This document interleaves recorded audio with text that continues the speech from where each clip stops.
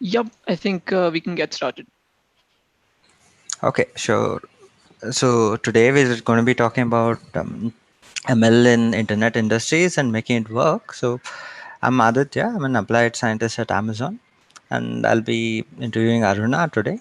So Aruna is a senior research manager at Amazon, where she leads multiple teams, including one of which I work in at Amazon Food. She's previously worked both as a scientist and as a manager at multiple large internet companies. She's led teams at Target, Myntra, and is currently leading teams at Amazon. So she has a wealth of experience both in terms of the actual science as well as in terms of how overall ML works. So yeah, glad to have Aruna here, and I mean it's a pleasure to be interviewing her.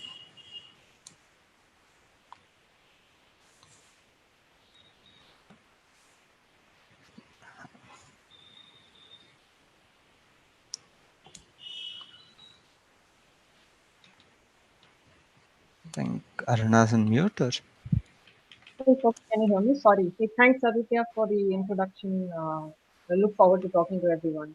Sorry, I had the mute button was refusing to cooperate with me. Not an issue at all. So I think to start out with, Aruna's had a very interesting career path. So she initially did a bachelor's and master's in physics, and then a PhD in physics at University of Urbana Champaign, and then she switched her way and has basically made a transition into a full-time researcher as well as research lead in at different internet companies. So this is a very interesting journey overall.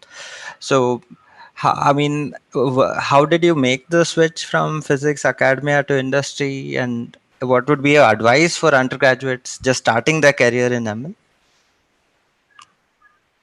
Sure, it's an interesting question. My first advice is never do a physics PhD. It's a total waste of time. Definitely not one in theoretical physics. So if there is anything you should take away from this, this brief chat, you should take away not to do a physics PhD. I think that would be my number one giveaway message. But that said, if you've already done one or you find yourself having somehow coaxed yourself into one, I think the first reason to kind of switch to industry for me was that it was a different world from academia. One, it paid, it still pays, and it pays you reasonably well, so that you're no longer tied to your bills in ways that force you to do what you don't want to do, which is very important for young creative people, especially those of you in college, you're studying engineering or physics or whatever because you're passionate about it, and you want to become professionals that do what you like for a living. And I think it's important, in some sense, industry allows space for that because you can choose how much you want to be paid and what you want to do with your time at work, and how do you want to spend your time at work. So that's really the first advantage.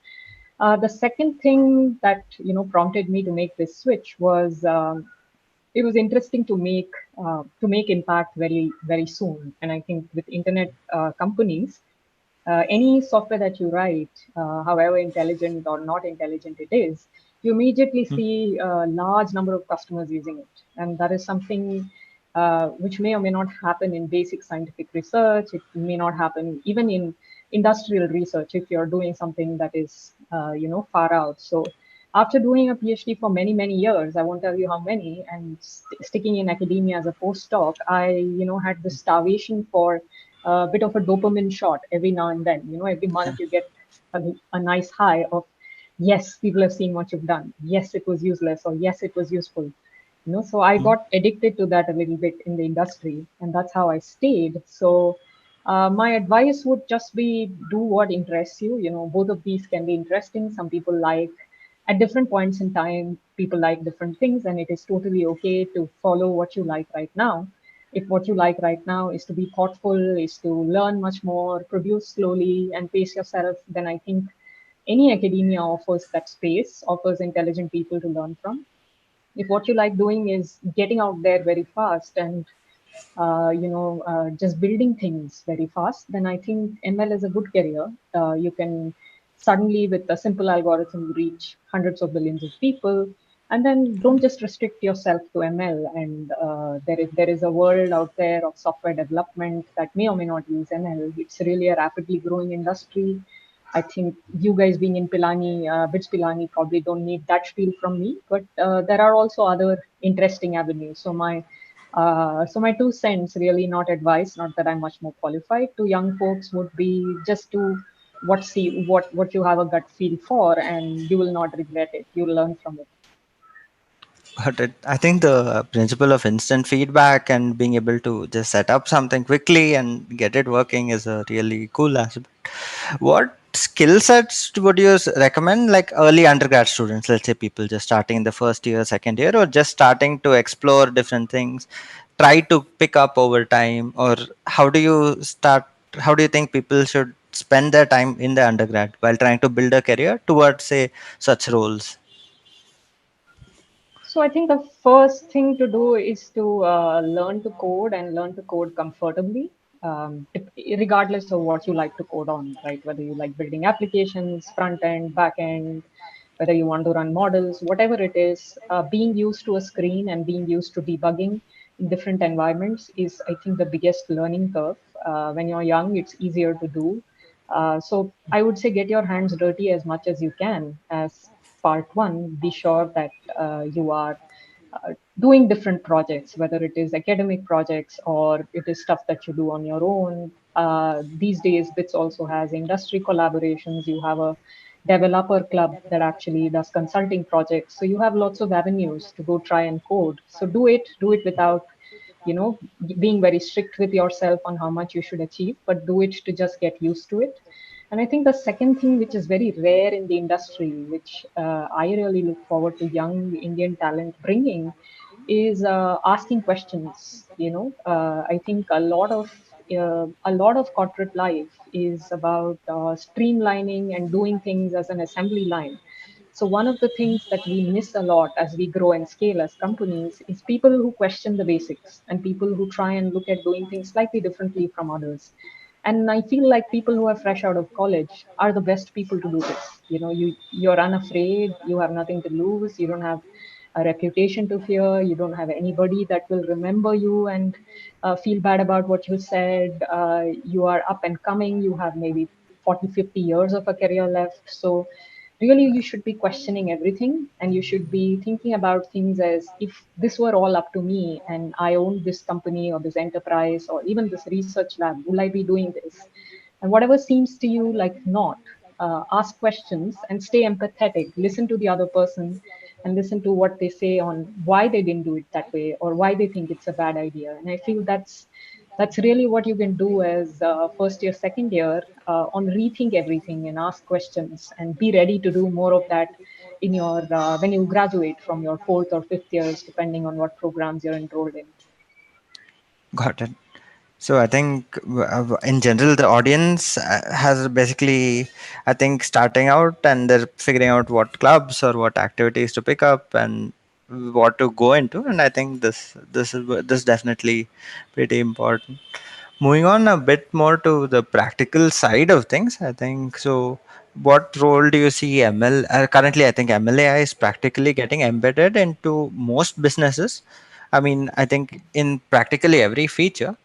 How do you think the overall, let's say, next decade will have, like, the proliferation of ML and how things will spread? Like any major But changing, like, changing themes. I think yeah, one thing is everything will have to become programmatic. A lot of stuff, and it will become manual before it becomes programmatic. So you will see that there are a lot of tasks being pushed the programmatic way. Starting from identification, recognition, doing things that humans do. Recognizing people in pictures, answering questions.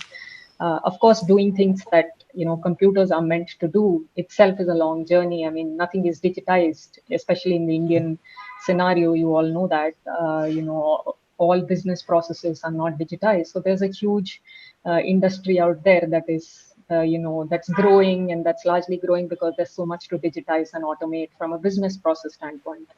But then once that journey is getting simultaneously done, those who have digitized and who are online, like retailers, like insurance, banking, various other arms of finance, a little bit healthcare, not so much.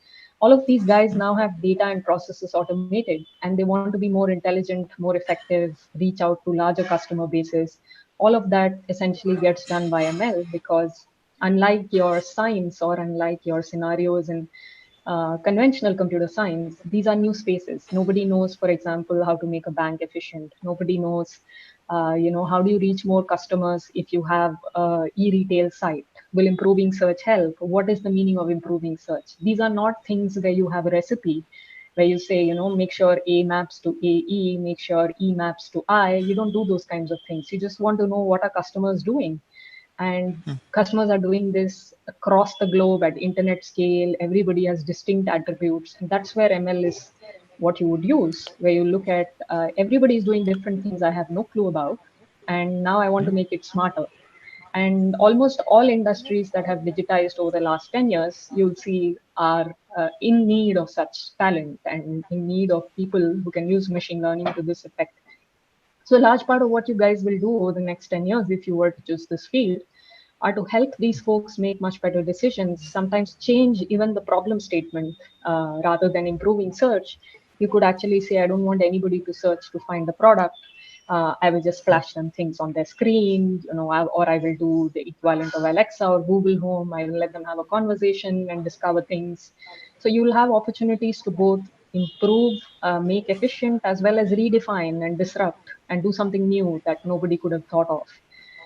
And you'll also be at the cusp of leading digitization for the future. Things like healthcare, agri-produce. There's so much that's not digitized, and you folks will be over the next 10 years at that starting point of that journey. So there'll be, in your next 20, 30 years of career, there'll be interesting and important problems from there as well.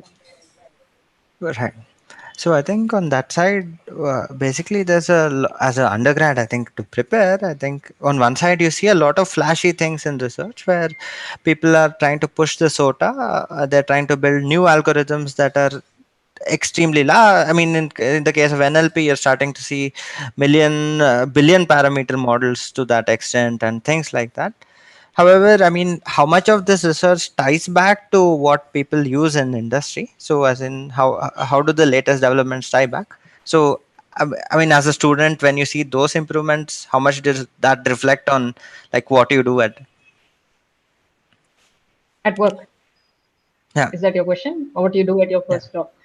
I think there are fewer companies with lots of data, like Google, Microsoft, even Amazon. And so right now, I would say ML is in a phase where few people are able to do much more interesting and glamorous things just because of the access to data that they have. Most likely, even if you join one of these companies, you will be starting out on something that is an immediate problem. And there, you may or may not find these innovations useful. I'm not saying you won't, but it may apply, may not apply. And most of you in your first job are going to start out with something that has smaller than big data, which is going to have somehow much lesser than the scale at which GPT-3 was built. Any reasons for it? It could be business, it could be customer, it could be just newness of the entire offering. Whatever it is, you will start at that scale. So I think the most important skill is, while you stay updated through reading and everything, which is good, it keeps you excited. The most important skill is just basic scientific problem solving, like asking the right question given the right problem and the constraints. So identifying first, how should you formulate the problem statement? What are your constraints? What do you have versus what do you not have? Rather than force fitting something you've learned outside, start at it like you start as a first year student. You got in, you see your classical mechanics, your electrodynamics courses, and you start asking, what would this look like to a problem? What are you solving? And what do I know? What do I not know? Just use the same scientific method of what do I know? What do I not know? And be open in what do I know, because there are other people who know things you will not know when you come into an industry. So as long as it's different from being an individual.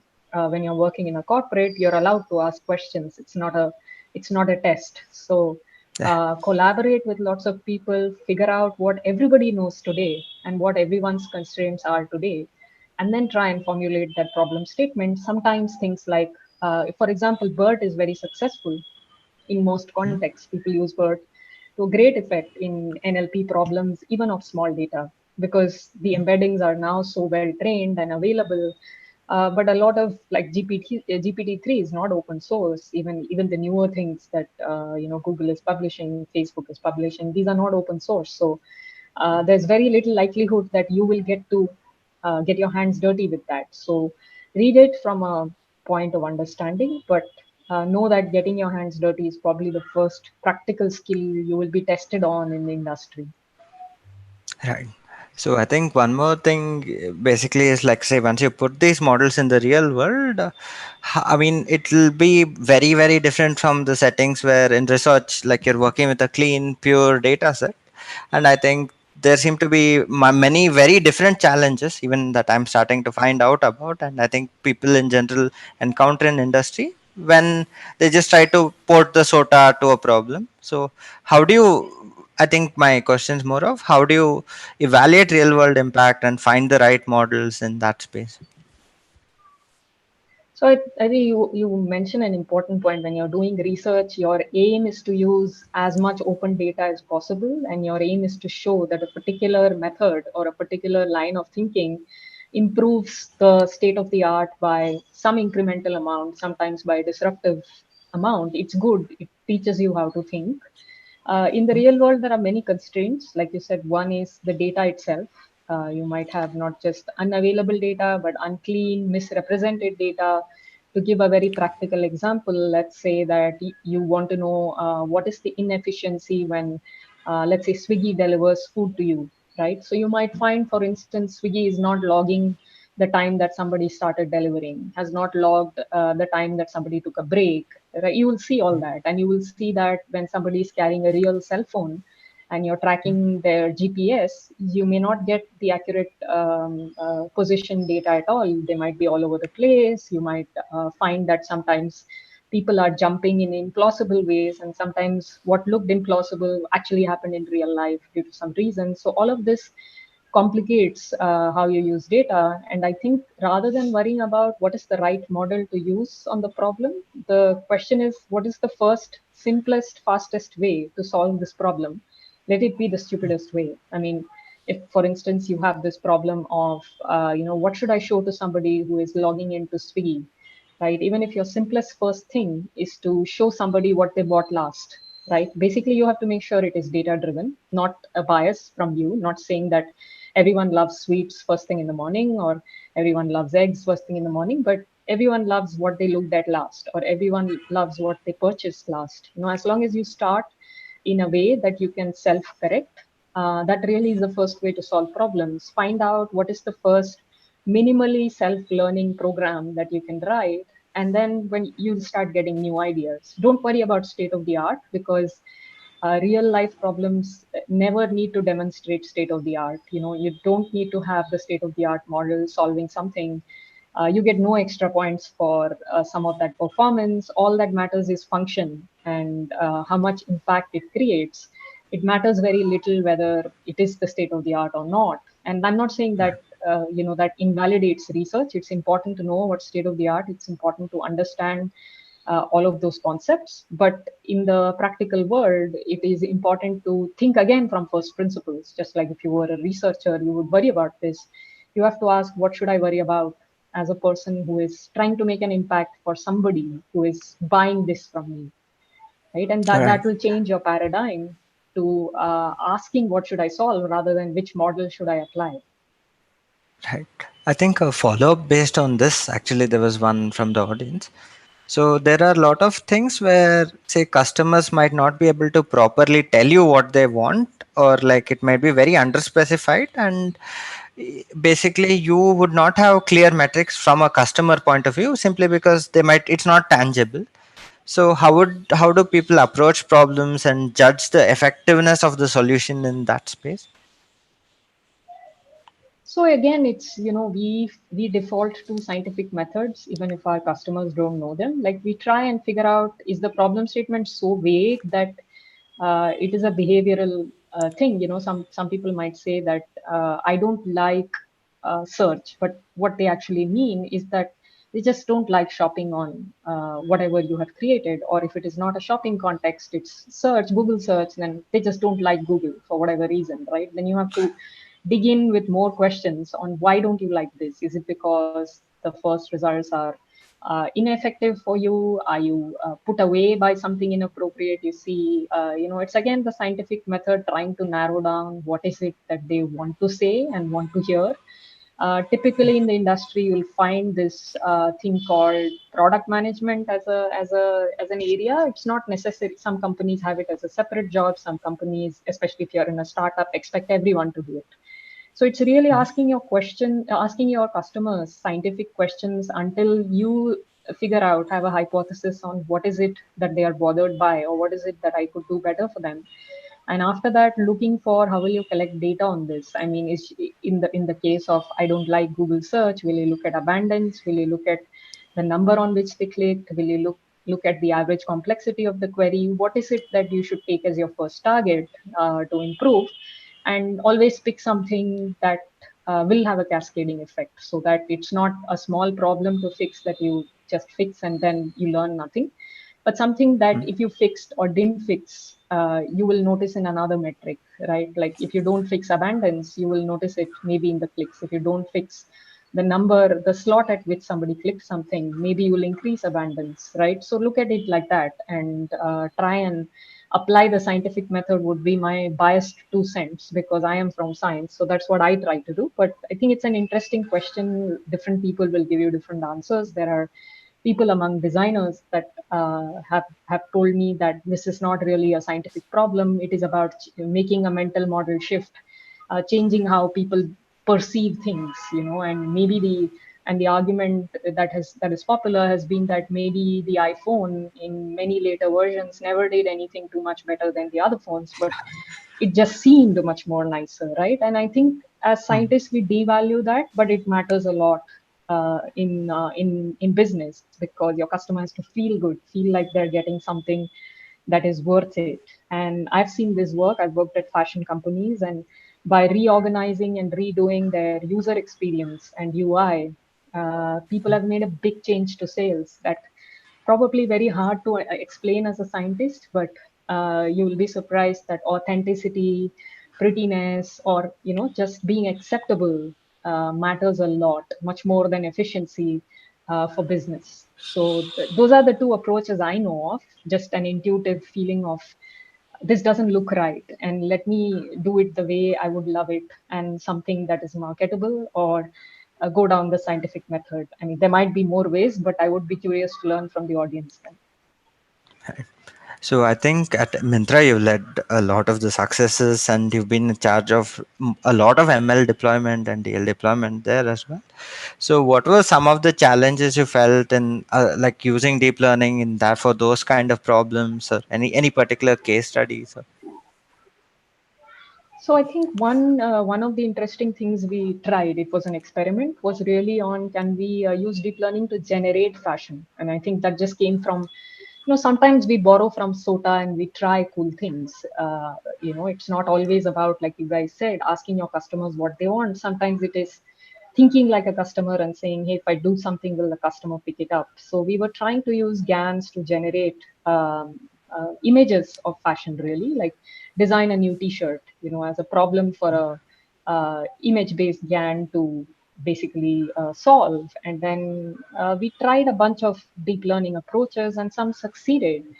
But what we found was that the expectations on the business side suddenly scale up. As a scientist, you know that you've done something cool. It's a little bit of an off. You've probably processed 10 million images, and you've come up with a nice T-shirt that some designer liked. But you have no guarantee that if you did 100 million, you will come up with something 10 designers like, right? It's not a scientific model there. So there would be very disproportionate expectations from the business side. They would very soon scale up to, I want to launch a purely AI-led brand. Now, every T-shirt that you will buy on this brand will be GAN generated.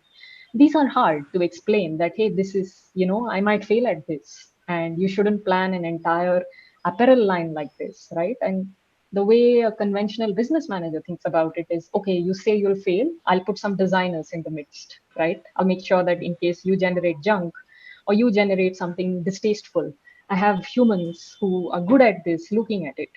But then as a scientist, you know that very soon what will come out will be what those designers make out of it. And you're really maybe inspiring them or irritating them, one of the two. So now your customer has shifted from the end customer to a designer.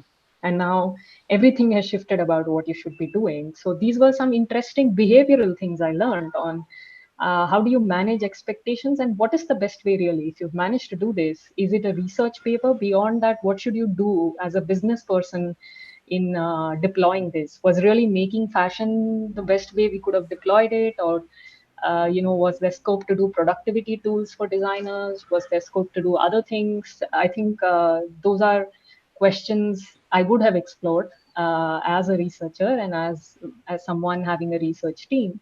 The other thing is that very often in real life, especially for search, right, we do visually similar, we do recommendations. Very often, using large, deep networks has problems. You sometimes get very random answers, and then defaulting to something more human and sensible works. Even if you somehow manage to just pick something from the same brand, it works. You and a program might never understand why that is visually similar, but humanly it works. So we learned, I think my time at Mintra, I would characterize it as learning as really as a scientist, much more than a ML practitioner, on what impacts how people look at fashion. And that really image is a major component of fashion, but there are certain things that look image wise similar but are completely dissimilar.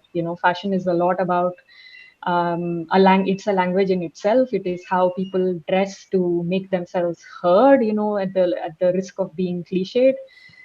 Everything that they put together, what brand it is, what material it is, who has worn it before, is it in trend or is it subverting a trend, is it in expectation or are they being rebels? All of this matters, and it is not just a 3 by 3 or 5 by 5 pixel wise, or a little convolution window wise thing that you see, and there's a Yeah. lot more to it. So I think it helped all of us grow as scientists in general in understanding fashion. Right.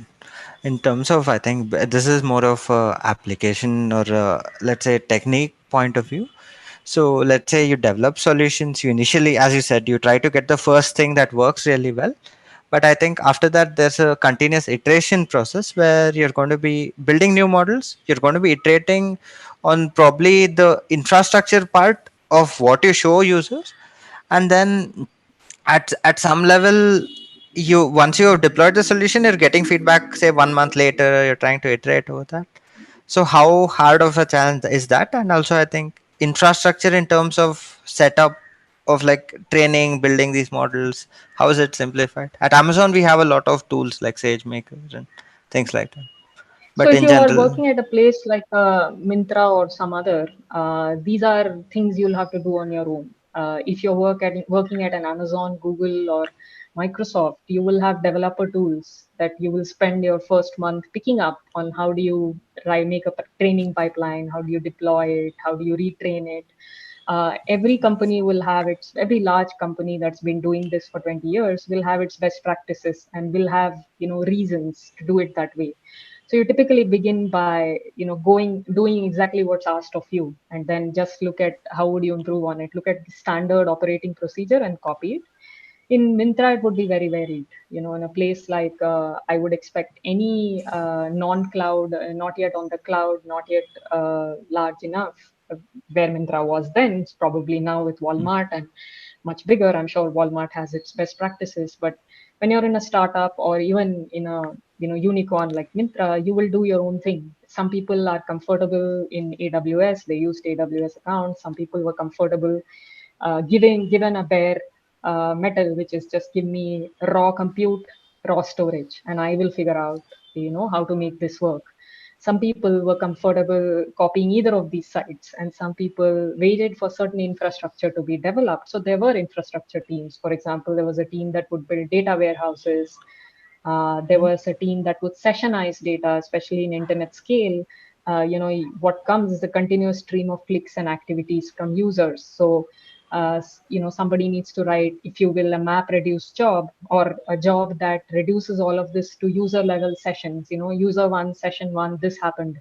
User one, session two, this happened, and user two, session one, this happened. That sort of a view is created by a team. This becomes again important infrastructure to train your models. Again, computes, some of the clusters were managed. For example, Spark clusters would be managed by an infra engineering team, and a scientist had the option of either spinning a Spark cluster on demand or working with this team to reserve some of the cluster for their computation. And what they would really be bothered about is, how do you store in Spark? How do you compute in Spark? And you'll also give your data pipelines, which is just things that write to Spark RDD and things that compute on Spark, over to an engineer to who will tell you, don't do this, don't do that, try and optimize the number of reads you do, try and your in-memory loading of data is very large, you won't be able to, or your model is very large, you have to reduce it, or you won't be able to compute. So it's an iterative process. It happens like that in places like Mintra or startups. And if you are in a company like Amazon, people have done this, or Google, people have done this for 20 years. So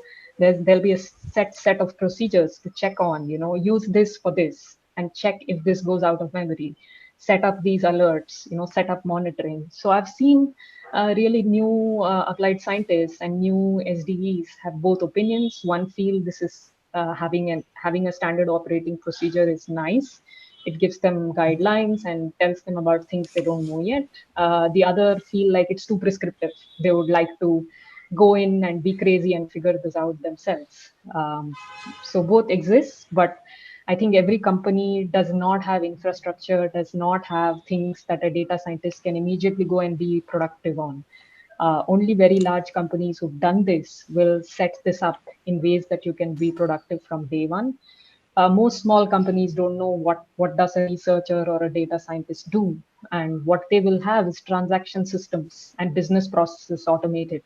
So what you will see is, for example, something that takes orders and stores orders and keeps a log of whatever happened in the way, and maybe even purges those logs, right? So from there, you start as a scientist trying to discover what is the data that is there, what is not getting logged, and what do I need logged? How should I keep it infrastructurally? Should it be somewhere central, or is it okay? Can it be here, and can I query it from the system? So these are things that you learn in a startup. And at Amazon or Google or Microsoft, you go in and you see, oh, this is what people have done to solve for this. I mimic this, and when I run into a problem or I achieve a success, I try to understand how it works. Right. So I think this also in terms of like how much is ML operations or like in general being able to handle infrastructure scaling and all important for people trying to enter industrial fields. I think so. I think this was a fair answer. As in, like early stage companies will require a fair bit of knowledge in this space. So this also, how much Or of you'll pick it up. the I I think wouldn't say that. I wouldn't say as college graduates you should worry about it. You'll pick it up on the job. It's not a trade-off you make on should I join a startup or a big company, because when you join a startup, you will automatically get time to pick up all this and grow in this way. When you join a big company, you'll have tens of thousands of people who've done this and can teach you. So either ways, you'll learn. It's not a real thing to worry about in college. God. And then I think this is a more of a applied versus a pure blue sky research question. So, I mean, at Amazon, we typically have the applied scientists and research scientists sort of set up where, but inevitably, both of them work a lot on product based or very focused research. Whereas I think labs like DeepMind or say OpenAI and other places have pure researcher roles where people work on even Microsoft research would be one such example where people are often working on problems that are very far out or may not even see ever productionization. So typically how do these workflows differ, and I mean how do students decide between these? Yeah, I think it's not, it's more of what excites you. Like I said, DeepMind and even AWS in Amazon has AI research labs that look at long-term things. They're very tiny. They're not as big as DeepMind, but it is really about what excites you. Does a method or does a way of learning excite you, so that you want to get in very deep on how can I move the state of the art in terms of image understanding? How can I move state of the art in terms of image captioning, image similarity, anything like that, right? Language models. Can I understand Hindi much better than the rest of the world, right? That's a research problem statement which has may or may not have product applications. And the reason I'm saying may or may not is it's obviously useful to understand Hindi, but do you really need to understand Hindi much better than the state of the art to have a business that transacts with people who speak in Hindi? The answer is no. I mean, you know it. There are several people who don't speak Hindi and who sell in Hindi speaking regions and who do business there. So it's not a limiting factor business wise. So it's really about, are you so thrilled by a problem statement in itself that you're willing to take a very long term perspective on it, 5 to 10 years lens, and you're willing to go. You'll have to be both incremental and innovative in when you get into this field. You'll have to understand state of the art. You have to start from open source data, and there will be long periods of time. One of the reasons I said don't do a PhD in half jest is there'll be long periods of time when you actually achieve nothing, and you will have to normalize and be okay with that. And there will be others around you who are achieving a lot. It's always the case, right? And you guys are in Pilani, which is competitive to get in. But when you move to research, you will find that you have 10x the competition. You have people, smartest people from all over the world, not just India, not just well-to-do India, not just certain sections of India, but everywhere around the world. And it can get overwhelming. So it is really about, do you have the curiosity and the drive to do that? And do you think that problem statement is worthwhile, at least right now? Right. The second thing is where you are really interested in business. You're really interested in uh, what will work in the real world. When I say real, I don't mean that academia is non-real. I mean that, in some sense, academia looks at impacting life at a very large scale. You want to find something that will be relevant 50 years later, 100 years later, 200 years later. And that's what makes a great researcher. In the industry, it is totally okay to find something that will work for 1 year and never again, because in that 1 year you might make quite a lot of money. So it's really about your time zone shrinks. Again, it's not necessary to be 1 year; you can be 5 years, but then you are defining success by what somebody else likes, as opposed to what is the whole and sole truth in some sense. As a researcher and academic, you think about what is the absolute truth.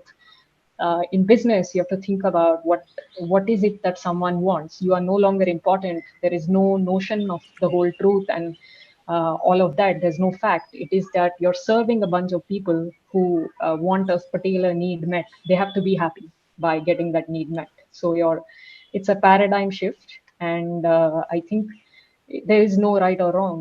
When you are in this paradigm shift world, you can't really look for puristic research, right? I mean, a lot of what DeepMind does might never actually be used in Google search, for instance. But Google search's objective is, whenever somebody goes and searches, they get the one most important result that looks right to them, and as far as possible that not be abusive, offensive, that not lead them to suicide, violence. All of that is important. They are not that is their primary reason for existence, and their primary reason is not to be the most intelligent natural language processing engine out there, because people may be excited by that or may find that completely useless and just demo worthy, right? So maybe it will take 20 years for people to have for people to find that useful. So as a product scientist or an applied scientist, your aim is to use intelligence to make people immediately see an impact, immediate being your own time scale that you define.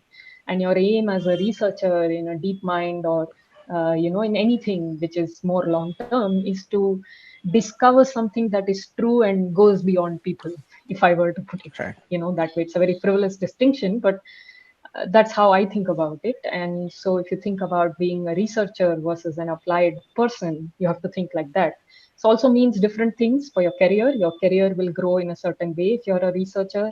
You have to be patient for growth. I know all of you, I have seen people coming in from college and on their second day asking for a raise, so there are some of you who are that impatient, and then there are some of you who are like, leave me alone for 5 years, I don't want to see you, I'm totally okay if you don't pay me for 2 years, right? So it's about where are you, and nothing is right or wrong. If you really feel like every day you have to grow, you have to become more marketable, then research will not offer that.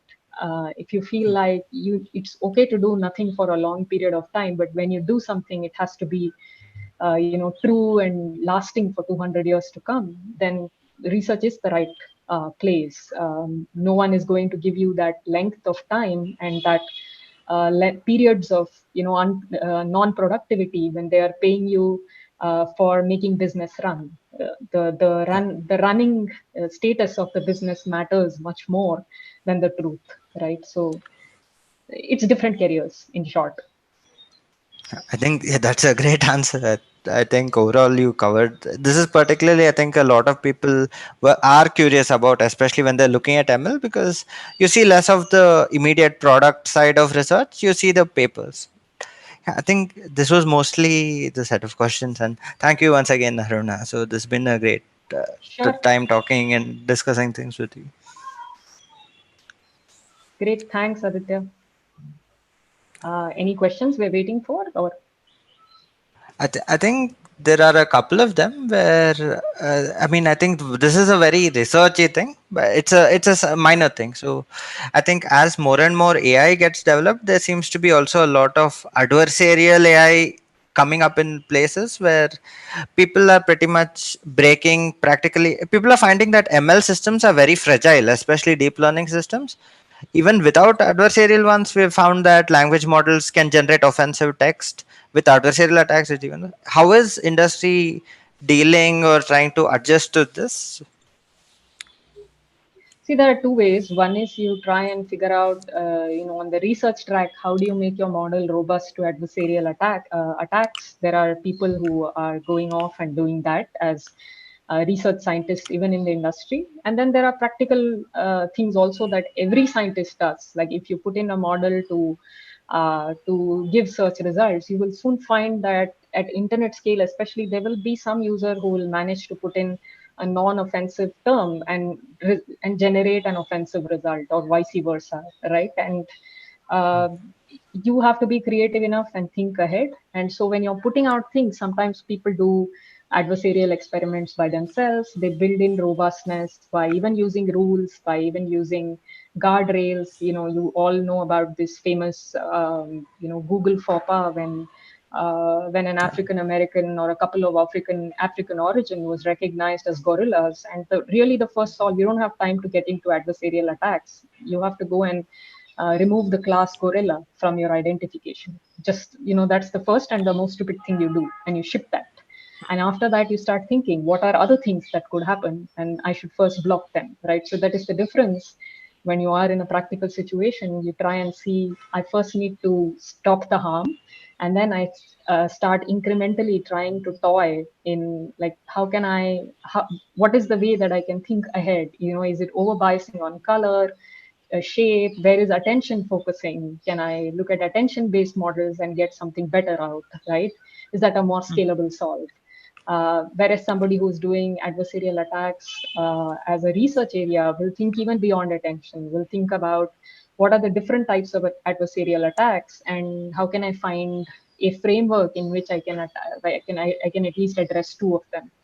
So these are different ways the industry does both. There are people who look into adversarial attacks in places like trust and safety. Every large internet company, Pinterest, Facebook, Amazon, Google, everybody has a trust and safety team that is sitting there and ensuring that people who are creating content are not creating offensive content. And you all keep hearing about that in the news. So there are teams who sit and simulate adversarial attacks and make sure that models are robust to those. And there will be many hacks and many band-aids, but there will also be a few systematic attempts. And there are also research labs funded within large corporates to look at this as a more systematic program, so that maybe BERT version 6 uh, is very robust to adversarial attack compared to version 5.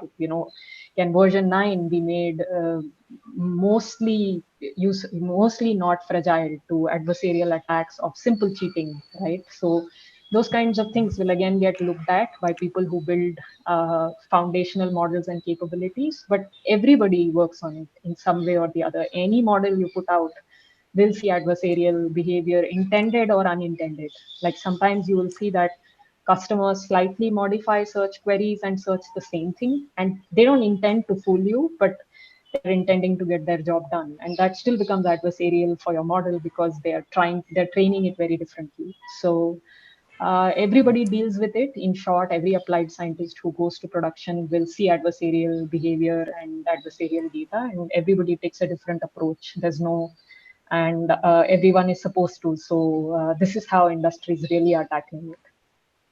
Got it. I think there's time for one last question. I think this I'll go a bit into Sure. AI on the AI ethics front. I think there's been a lot of recent I think occurrence in this space where people have found that, hey, I mean, a lot of the things there was a lot of infamous setup at Google research where people found that the language models they had many failings, and then people were fired, things. So how does overall the how is ethics incorporated back into product research? As there in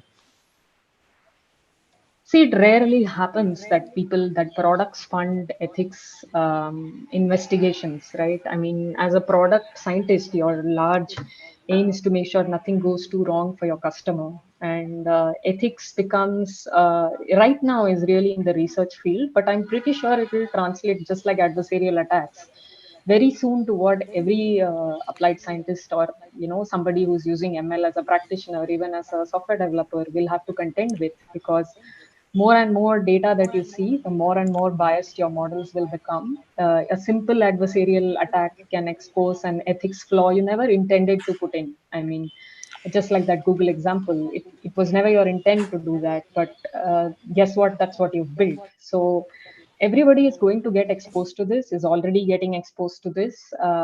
You see it in various ways. There are people who complain as customers that when I'm searching for certain festivals, I get shown things that are inappropriate for my religion or for my culture, right? So there are very nuances to it.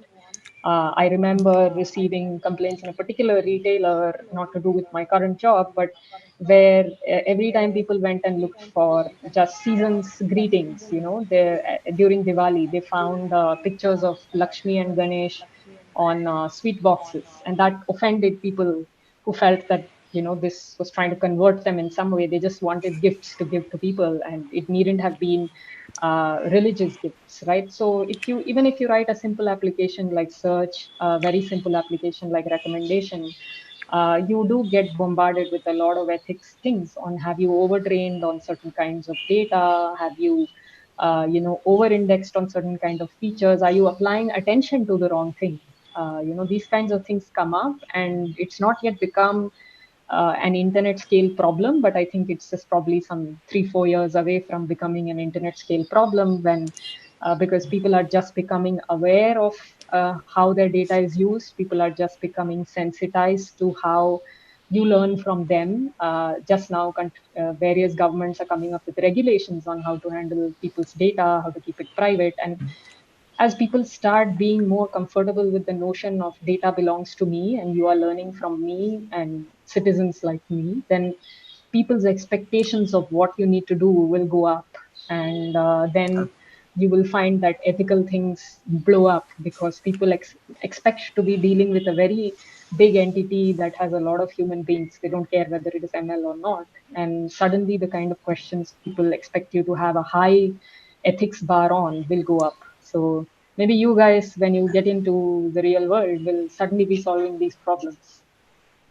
I think that's a great way to end the note. I think overall, lot of exciting stuff ahead in the next decade, and we're thankful to have people guiding and mentoring like you. So, thank you, and thanks for Hey, the thanks, great talk Aditya. I over. enjoyed talking to all of you. Yeah, I enjoyed talking to all of you. Hope I can learn something too from several of you. Bye then. Bye. Bye.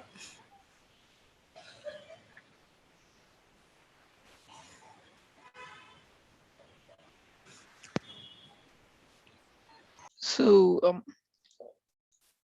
we'll be having our next session at 6:15. Dr. Arun Ravindran from BCG Gamma will be joining us to talk about building AI/ML solutions for industry and business. So I think, yeah, we can maybe take a short break till then.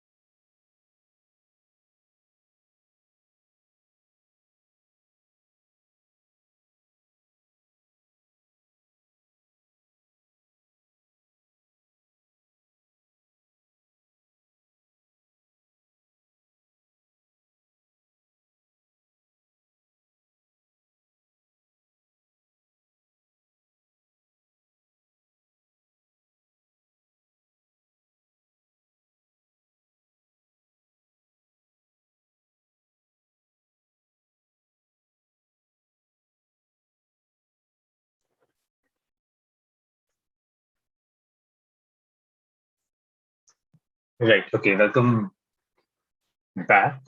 So we'll be starting with Dr. Arun Ravindran's talk. Um, Dr. Arun, okay.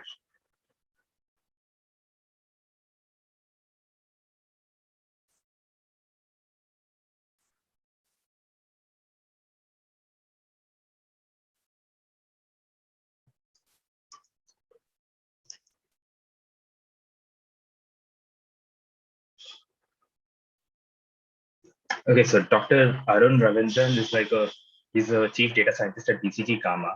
BCG Gamma being the advanced data science wing of Boston Consulting Group. He's been focusing on designing, developing, and deploying algorithms in industry situations. Okay, we have Dr. Arun. Hello, sir. Hey Rishabh, can you hear me? Yeah. So, I was just introducing yourself and then we'll get to. Sorry, I was introducing you. Right. So, he's been leading over 15 different scientific domains in Gamma, ranging from quantum computing to climate analytics. It's fortunate to say Dr. Arun is a BITS alumni from BITS Pilani, who's done his Bachelor in Engineering in Electronics and Electrical Engineering. I think I said that backwards, but okay. He then did his master's from any university, which is Northeastern University in Electrical and Computing Engineering, and also has a PhD from Boston University in Cognitive and Neural Systems / Computational Neuroscience. So if you go to his profile on the BCG Gamma page, you'll find a huge list of different industries he's been working on, and that will actually take me a lot of time to list out completely. But as of late, I see that he's been working on travel, tourism, climate analytics, and technology and engineering. So though I've heard of ML solutions and deep learning solutions being applied to credit risk analysis and all that part of the industry, travel and tourism is something that I haven't really heard of. So this will be interesting to talk to you about. So I think what I'd like to start with is, can you just give us like a general broad idea of how being a data scientist in a consulting firm works? So what kind of problems do you work on? How does a typical workflow look like? Okay, so within BCG, the Gamma team is around 1,400 data scientists, and it's not just data scientists, the blend of data scientists, data architects, machine learning engineers, software developers, UI, UX folks, econometricians, etc. Okay, and when our clients come to us, they don't ask for like, oh, I need a deep learning, I need an LSTM model for blah. It's more about there is a business problem and they are looking for a solution. So it could be like revenue management, it could be pricing, it could be demand forecasting, it could be a whole bunch of anything where their business is hurting or where they believe the return could be like there would be a big impact if they could use advanced analytics or AI, machine learning, whatever, right?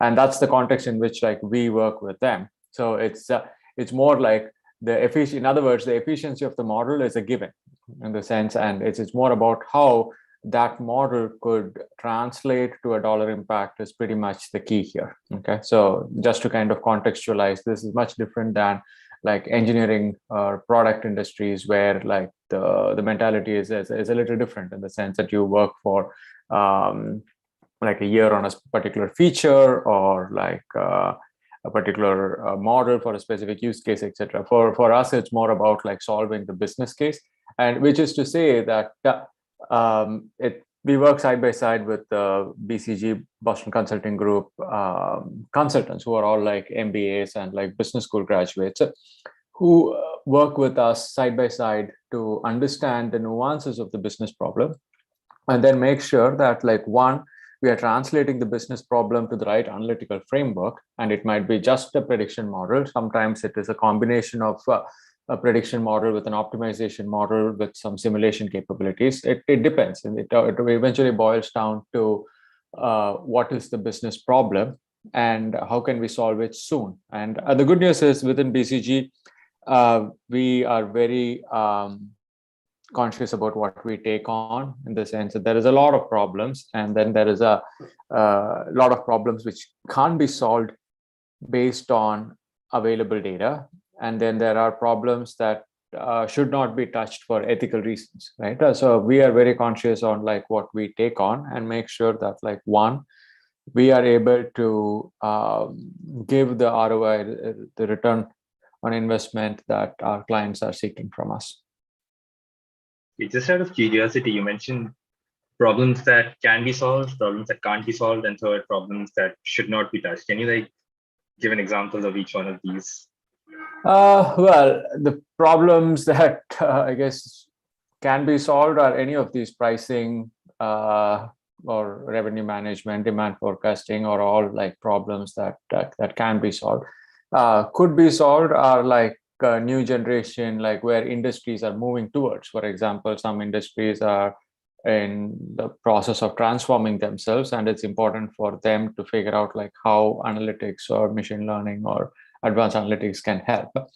And then there are problems that shouldn't be touched, for example, purely for ethical reasons, right? For example, if you're trying to use AI for to normalize data, then you're going to say that, well, going back to your credit and risk use case or that you were referring to earlier, you might say that, well, I might normalize the data and say that everyone has only 2 kids, but if I have 5 kids, now your model is kind of like not identifying or working with the fact that I have 5 kids. That's pretty much what happened like recently with Apple Pay, right? Like they had a credit model where like they were subconsciously biasing against women, and we don't want to get into those kind of things. So. Yes, and the model is doing what the model should do, right? It's just that you need to figure out like, one, what is the problem? And two, how do you mitigate or remove these kind of like inherent biases? Because if the data that they work with is predominantly men, they should have a way to figure that out. So. Yeah, so I think, I'm not sure when this was, but I remember there was a controversy surrounding how race is affecting the credit risk analysis. So I think some model was very saying that people of this race are very highly likely to default, and we don't want that. So that's kind of like saying the model, there's some inbuilt unfairness in the model, and that makes it difficult for practitioners to actually trust a decision that the model is making. So in a real world scenario, how would you tackle this? Well, you need to ask the right kind of questions about like what kind of bias is in the data. I mean, there is like observation bias, selection bias, forecasting bias. You build any of these models, you need to address all these bias issues, and it's not just the 4 lines of code. Okay, the 4 lines of code everybody can write, but it's figuring out like when you deploy these lines of code in a production environment, like how is it going to work? What are the business guardrails? Like, and how do you define these guardrails? And how do you ensure that like these guardrails are also adaptable? Right? Sometimes you start with a guardrail and then you need to push and pull based on your use case. So end of the story, I mean, to summarize, it's all about like bias metrics and right KPIs and right business rules to track what is happening. Okay, that gives me a little bit of idea. Moving on, like this has been a question that comes up quite often. So there's like a gap between, say, what's going on in research and can you actually pick that up and make a AI-based solution out of it? So how do you guys or your team at BCG Gamma actually transcend this gap? Or yeah, basically. Yeah.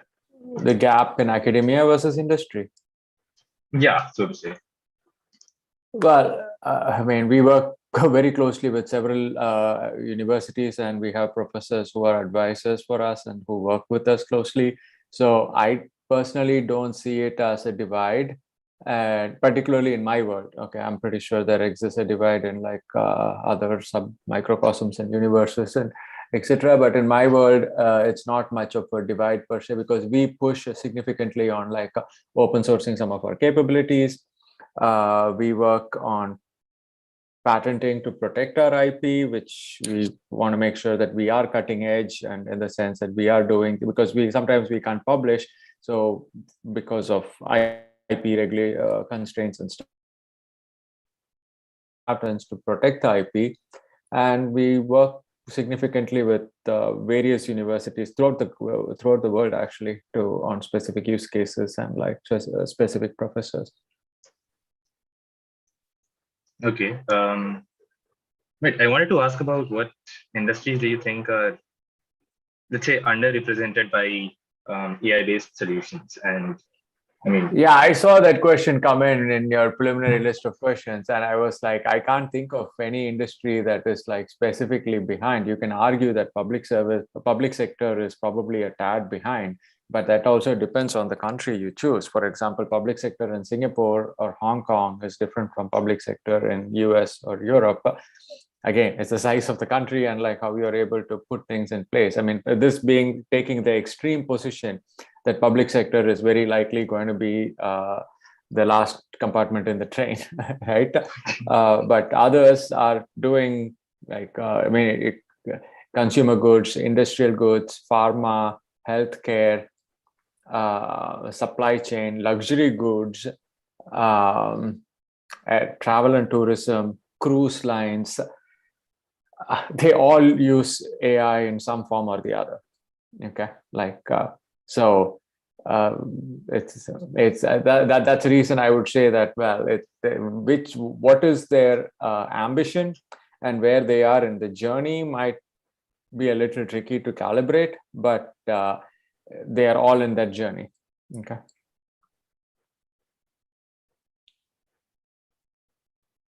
Okay, so you mentioned like a bunch of industries, and this question would be mainly because your profile like states travel and tourism. So could you like shed some light on how exactly is it being used in travel and tourism? Because travel and tourism, like for example, in cruise lines, you have to figure out what's happening in terms of your customers, what type of customers you should prospect, and like how do you target your customers, and like what type of how do you recommend for your past customers or your loyal customers? How do you recommend the right cruise lines, cruises, etc.? And also in the context of COVID, in travel and tourism, one of the key use cases is forecasting demand, because demand is like there are people who there is intent to travel, ability to travel, and we need to track both. And in order to track both, you need to tap into a whole bunch of different data sources.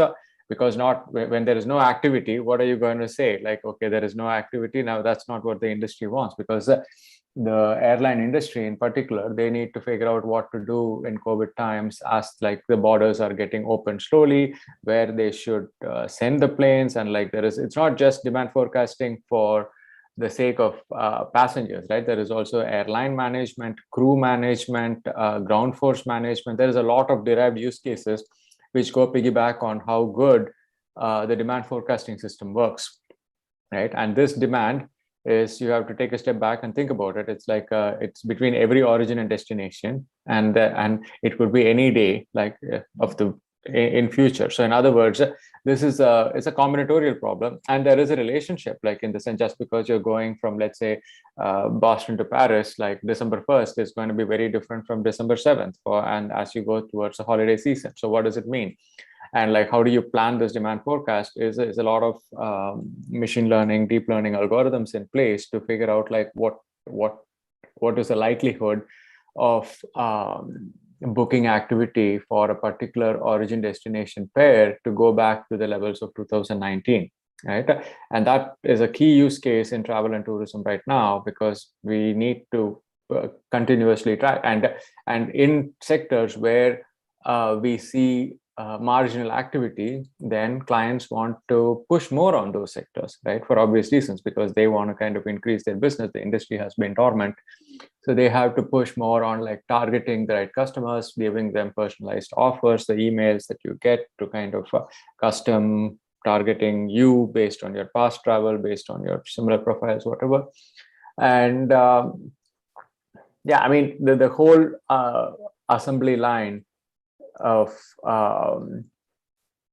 within the airline industry, right? From procurement, you want to procure planes and you want to manage your network, and then you need to figure out like what type of maintenance and overhaul schedule you have.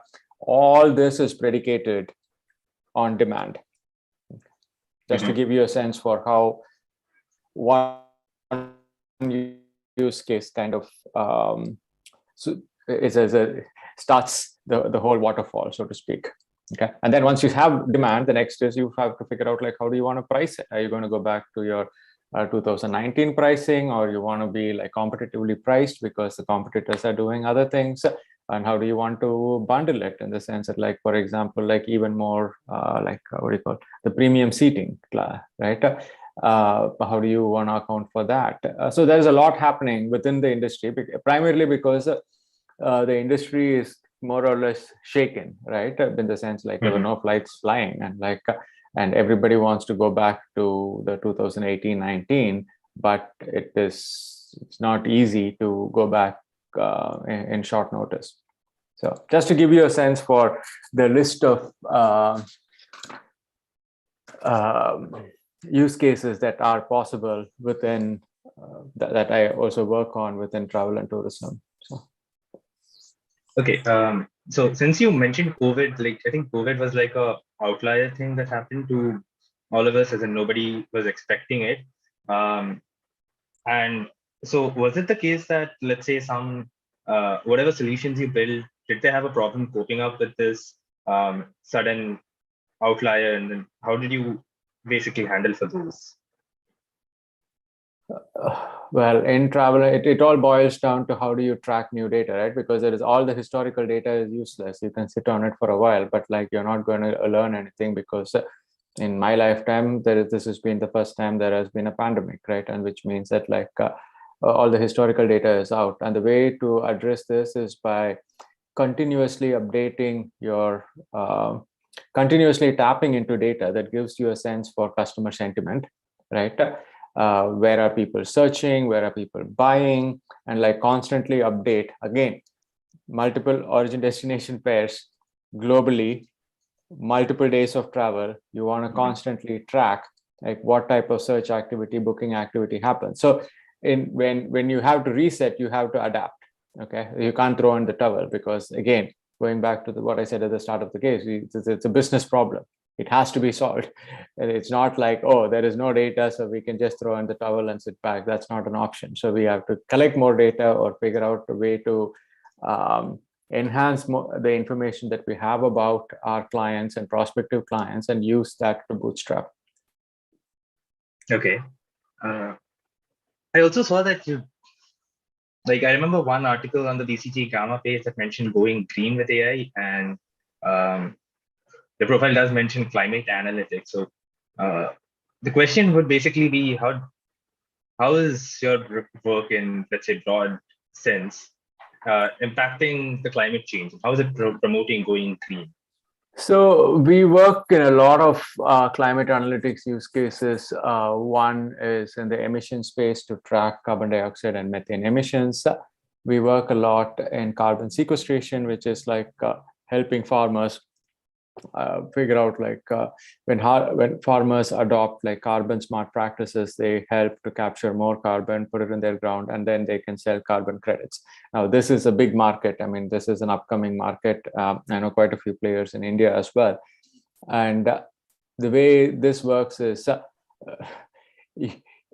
to do this at scale, you need to have a level of machine learning capabilities, because you can't just you can't go to every farm and every field in India or like globally to measure the carbon sequestration potential. So there is a level of advanced analytics that can kick in. So carbon sequestration is another example.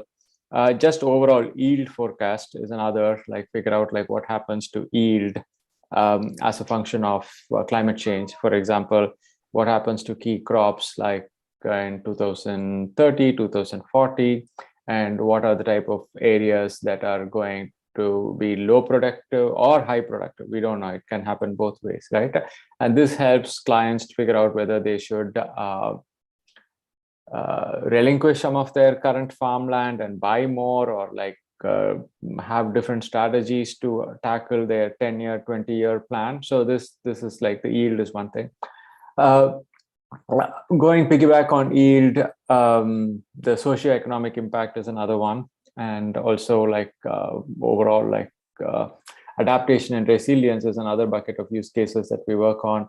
when it comes to like sea level rise or drought, fire, and like how do you like what is the best way to model this or like learn this and react sooner, and what type of reaction is optimal, right? Because it's all about resilience when it comes to climate change, any of these climate change impact. And then another bucket I would add is insurance and reinsurance, because like with climate change, there is a big market for reinsurers to figure out like which of their commercial policies need to be redone and because of risk in like 20 years, 30 years, etc. So I know I was giving you a whole spectrum, but these are all areas that we do touch on and work upon to help our clients in the context of climate change, right? Because and also when you take a step back, there are two angles to it. One is why are clients coming to us, right? And then the second is like how can we advise like governments in this process? So there's two angles to it. Okay, yeah, I see why there's a huge spectrum, because in the end, everybody plays a role in climate change. So yeah, like another question, I think it's like coming back to industries being underrepresented. So I won't really ask you the name of an industry or something. My question would be, say there exists an industry that you want to propose an AI-based solution to, and it's a very novel use case. They have not worked with such solutions before. So what kind of problems do you face breaking into such a novel industry? Well, it depends. It's less about the industry and more about the problem. I have to start with that. Okay. Now, if that industry is closer to another industry, and like we have done AI-based solutions that help that industry, that's a good starting point. Okay. But at the same time, it's not about industry for the sake of industry, nor is it a solution for the sake of a solution. It always starts with a business problem. Okay. So if there is an industry that has a specific problem that they are unable to address, for example, the current supply chain logjam. Okay. Now, you can argue that supply chain in like overall it's a well-vetted industry, but then like how to navigate a current logjam like right now is not something that they might have accounted for. So they might have to think about like completely out of the box solutions to figure out. I mean, need not necessarily be AI, but it could be any kind of like optimization model or simulation model to figure out like under what scenarios would they be able to make the right decision. So the reason I'm going back to the problem is that the problem statement is that's how Gamma works, that's how BCG works, right? In the sense that, I mean, we work with our clients agnostic of like what industry they come from. It's more about the problem and like whether we can solve that business problem. You see what I mean? So to go back, if you want to kind of double click on like people who are lagging behind, we can go back to public sector. But again, public sector depends on like, it's not an industry like a global, it's not a monolithic industry, right? And different geographically, different countries are doing different things, even within climate change, right? Some countries, I mean, some African countries are way ahead with what they want to do with climate change than some of the other more developed countries. So how do you justify that? So the point I'm trying to make is that when you are thinking about just industry as an axis, it's not the only axis. There is a problem that's another axis. The third axis is like on the geospatial spread. It's not like every industry is monolithic. It depends on like where they are and also the time axis in the sense like where what are their aspirations and where they are in the journey. So I hope that answers your question. Yeah, that gives me. I thought it was. I mean, yeah. In my opinion, like in my head, it was industry oriented, but it makes sense that it should be more problem oriented. Yeah. Okay. The first order approximation could be industry oriented, right? I mean, for outside in, it's understandable. Your view is more like, oh, this is the first order approximation because you see the industries as big buckets. But what I'm trying to articulate is like, yes, there might be big buckets, but like that's clearly a first order approximation, and it all depends on like what is happening within the industry across the different axes that I was describing. So painting it in a broad stroke would mean it would be analogous to painting it like, Germans are like this, or like Africans are like that. It's not a fair statement. There is a lot of nuances within Germany and within Africa. So we can't just take a big brush and say that, oh, this is how we are going to see this. So makes sense. Yeah. Maybe I'll call it my inherent bias to right. I think I am done with my questions. So there are a couple of questions from the audience that I'll read out. And I particularly like this question. So it says, I'm sure often a non-data centric approach might actually be like a better solution than a data centric approach. Yeah, it happens all the time. Yeah. Yeah. So what is the course of action that's taken then if a client comes to you with such a problem? And again, the problem and the solution is more important than whether the solution is data science based, right? Again, going back, it's a business problem. Sometimes maybe a simple business rule is all they need. They don't need a rocket science model. And if they don't need a rocket science model, I'm not going to push a rocket science model. It's again, going back, it's a business problem, needs a quick solution, which has a quick ROI. Okay. And sometimes it involves like a rocket science model to push it through, but not all the time. And like, it depends on the context. Like maybe you're better off targeting specific customers in a segmented approach, or you're just doing like a bunch of business rules within these targeting what type of customers that you're targeting.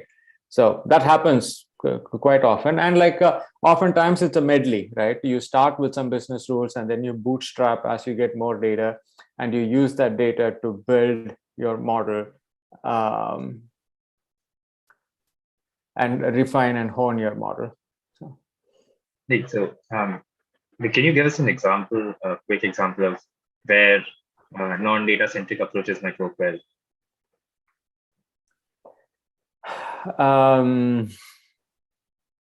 Anytime you have a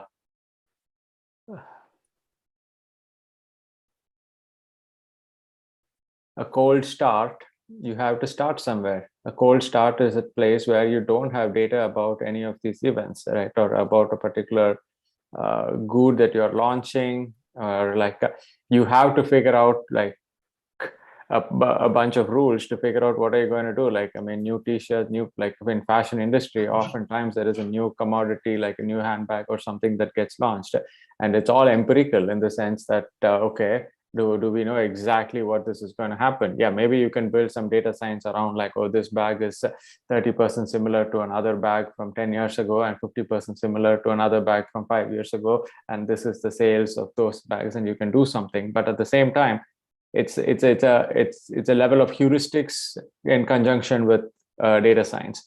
Okay, so it's not always the case that you have data. That's the quick answer to your question. And double clicking on that,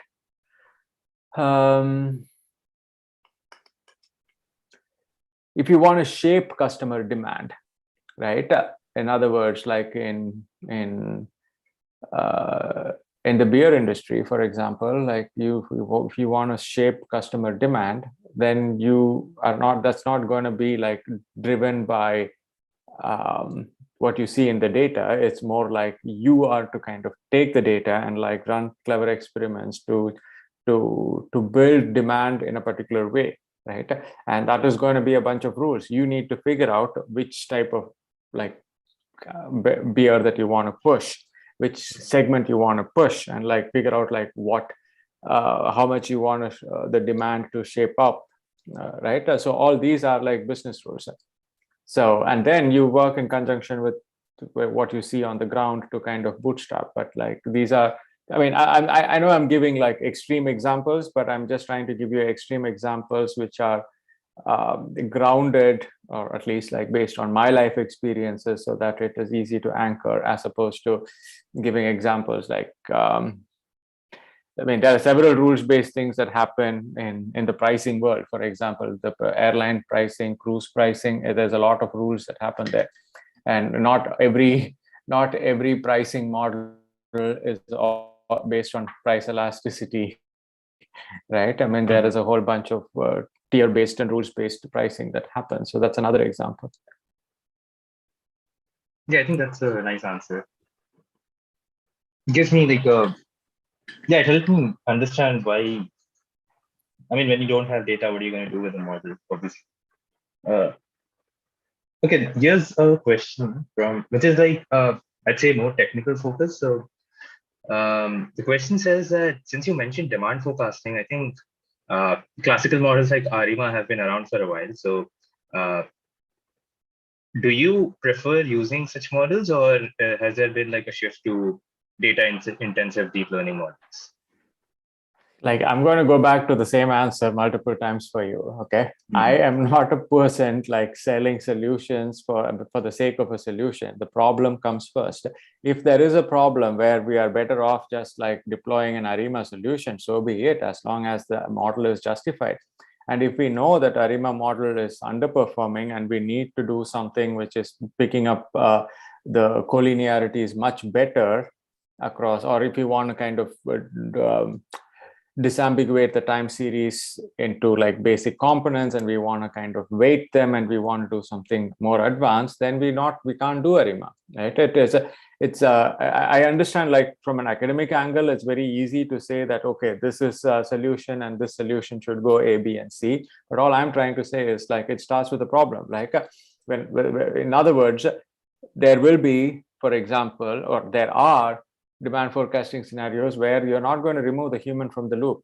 Okay, the human still wants to be in there, and you need to have a model that is able to perturb the weights and like figure out like a way to mess with the weights. Now, ARIMA might not be the option for that. Okay, so it's more about the industry problem and figure out like, okay, what does the client want, right? Is the client want like reduced human interaction, or they want to have something bionic where like they want the model to recommend something to the human, and they want to learn from the human brain, because a human has been like probably doing demand allocation for like many years. So then ARIMA won't work, right? It has to be something different, which is like a more dynamic model, which is learning and bootstrapping by feedback from each other. So it's when I say client needs, I'm not just saying the first order approximation, which is the use case. Maybe the client need is just pricing, but then within pricing, like if you take, for example, travel and tourism revenue management, like there is an army of people whose job is to work on the bid prices. How do you push and pull the prices so that like you are able to modulate demand and you're able to maximize revenue? Okay, now they are not going to disappear, right? And it's not our goal. We want to help the industry and make sure that we can learn from the revenue analysts on the type of pricing decisions that they're making, and help the solution, right?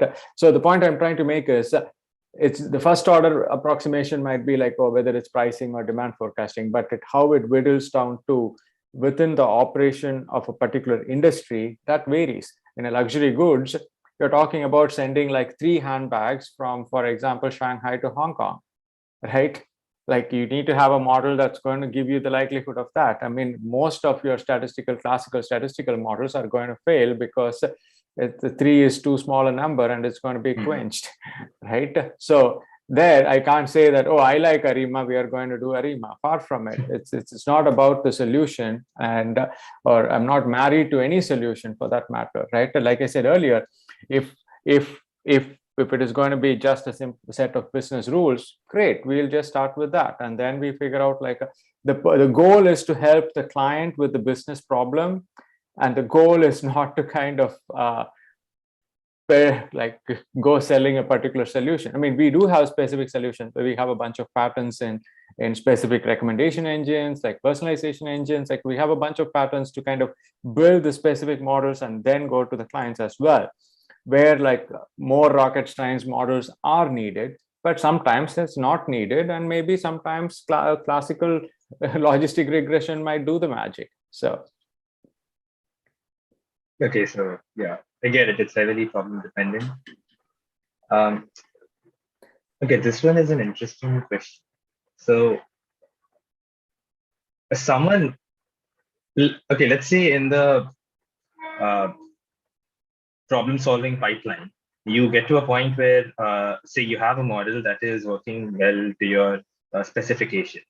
After that, the integration of the model to, say, whatever pipeline the client has, is that also done by BCG yes, Gamma or? yeah, Okay. that's part of us.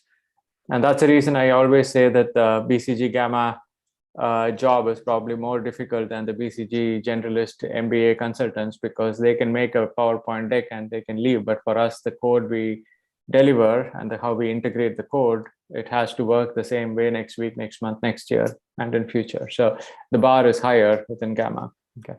And also one thing I really want to, I know it probably came across from my answers to several of your questions, but if we didn't get anything out of this last, what do you call it, the 35 minutes, the one thing I would want people who are listening to get at is like, don't think about the solution first. Okay. It doesn't matter which industry you find jobs in, it doesn't matter where you go, but if you don't play 20 questions to understand why, what is the problem, how is it going to be used, who are the people using it, what is the impact that they want to see out of this. I'm not talking about just the classification accuracy or like area under the curve and all that. That's let's keep that aside. Like just impact. The impact could be just better customer experience.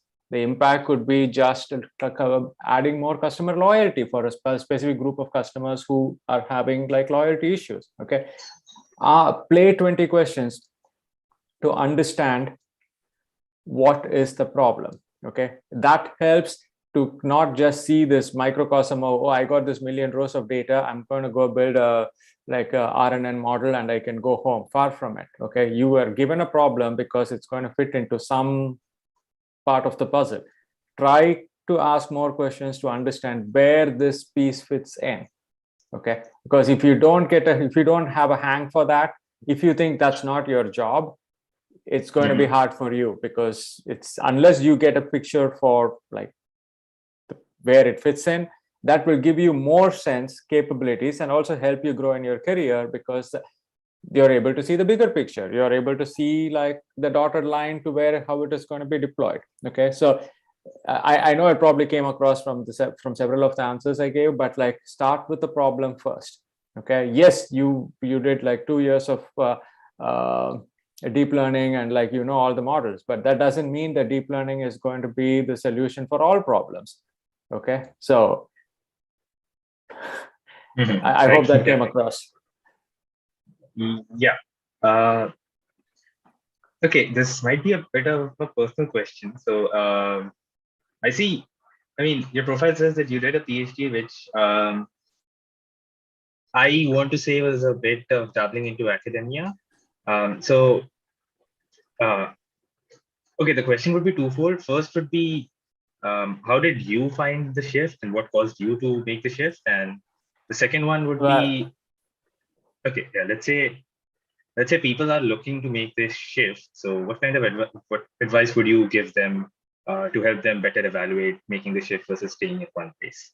Okay, I guess this might be the interesting part of the session. So when I left Pilani, back then I was doing primarily speech recognition. Bear in mind, this is the days before Alexa and Siri and all that. So I came to the US to work in a company primarily on speech recognition, language modeling, and those type of now solved problems, then unsolved problems. And I was just curious in terms of how different machine learning models work in like different use cases. Again, this is like about 20 years ago. And then I got more interested in like what is the models behind human learning. Okay, and back then there was not a framework of deep learning. Even the phrase wasn't coined to my knowledge. But then deep learning did not come into effect like just at 15 years. So my PhD is in computational neuroscience, where we learned the math, the differential equations that govern the models like LSTMs, RNNs, and like sequence learning models, and a whole bunch of that. So I was actually just genuinely curious. Again, was I clairvoyant to say that this is going to be the next big thing when I got done with my PhD or when I started my PhD? Far from it. I was just like driven by my interest. Okay, I learned ABC models. I also want to see the complement set, which is like the ABC models being the statistical machine learning models. I also want to understand like how some of the, you can call them neural network models or computational neuroscience models. They all fall into the same bucket for me. Like I was just curious to learn more. And the reason I chuckle is because when I did make that move, several people in my family were like, oh, this is a bit of a career suicide because you are an engineer and now you're going to do a PhD in the sciences, because like, which probably means, like you said, oh yeah, you're going to become an academic in the sense. I was like, I just want to do what I like to learn. And I was definitely not clairvoyant. And I was just purely driven by my interest. And then it is a little serendipitous that after I got done with a PhD, which delved a lot into the math behind deep learning, then the world of computer processing became so developed that those equations could actually be modeled faster. And now everything is a Python library and nobody knows the math behind it. But in my case, I actually know the math behind it, and now I know how to use those libraries. So that's the personal story part. And to kind of what advice I would give, I guess in my mind, it's like I said, I was not clairvoyant. It was definitely serendipitous. But I was clear in like wanting to learn more and wanting to do more to my satisfaction. Okay. And I guess you can argue that that has been like one thing that I've always did as a personal goal. Like it was always to my satisfaction and not to anybody else's satisfaction. And that way I don't have any regrets, in the sense that, okay, I did it. And like, if it didn't work out, it didn't work out, but it's still, it's always for my side, my bar. So. Okay, fair enough. I think, yeah, this might be the last question. And the person actually mentioned that it might be a silly question. So, the question was that, how much do you feel Kaggle competitions resemble the actual industry level workflow? That's a trick question. Are you a little bit or a good amount? I guess this is kind of a political question. Like I don't want to end up in the cover page of like whatever magazine saying, oh, BCG doesn't endorse Kaggle competitions. That's far from it. But it depends on the competition.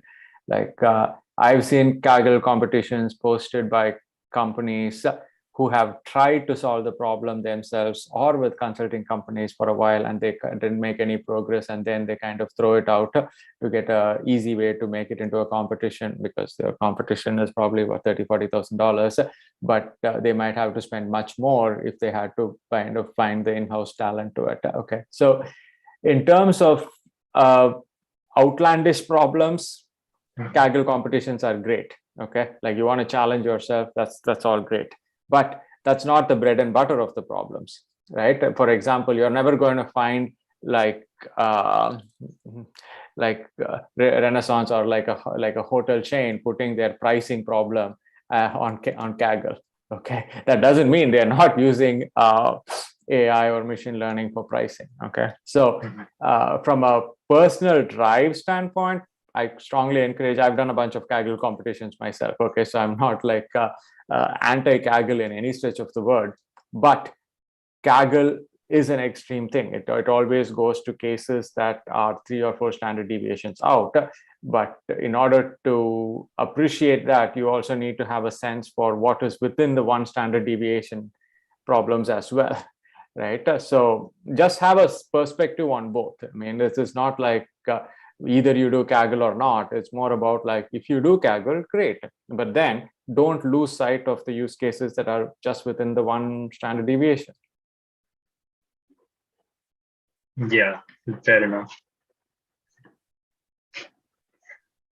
Like, okay, in simple words, that will be, don't try to fix for the outlier if you can't solve the in-data thing yourself. No, I didn't say that, right? I mean, it's not an outlier. It's just a use case that is a challenging use case. And the challenging use case was defined from a competition standpoint. And the challenging use case is still relevant because you might be holding on to the tip of the iceberg. This could be the Netflix from 2009, 2010, whenever the Netflix competition was. Maybe the next Kaggle competition is the tip of the iceberg. So you should do that. I'm not saying it's an outlier. It's just that it's not the canonical, it's not the standard use case that, I mean, not is everything that's that's on Kaggle going to be the next Netflix prize? I don't think so. That's all I'm trying to say. Okay, yeah. I think that's it. We have run out of questions. Well, happy to be here and good to see you all. If you have any questions, I mean, please shoot out an email. Happy to be a sounding board thought partner. But one thing I just want to re-emphasize is like, focus more on the problem. And then the more you know about the problem, the better is the solution. And again, when you think about the solution, another piece of suggestion, advice, recommendation, whatever you take it, is like, when you summarize your results, okay, if you don't tell a story, when I say story, it means like, what did you learn? Okay, if you're going to just talk about like a model accuracy area under the curve is like 96 and like specificity is 99% and blah, blah, blah, that's all great. Okay, I get it, but I'm not your only final consumer.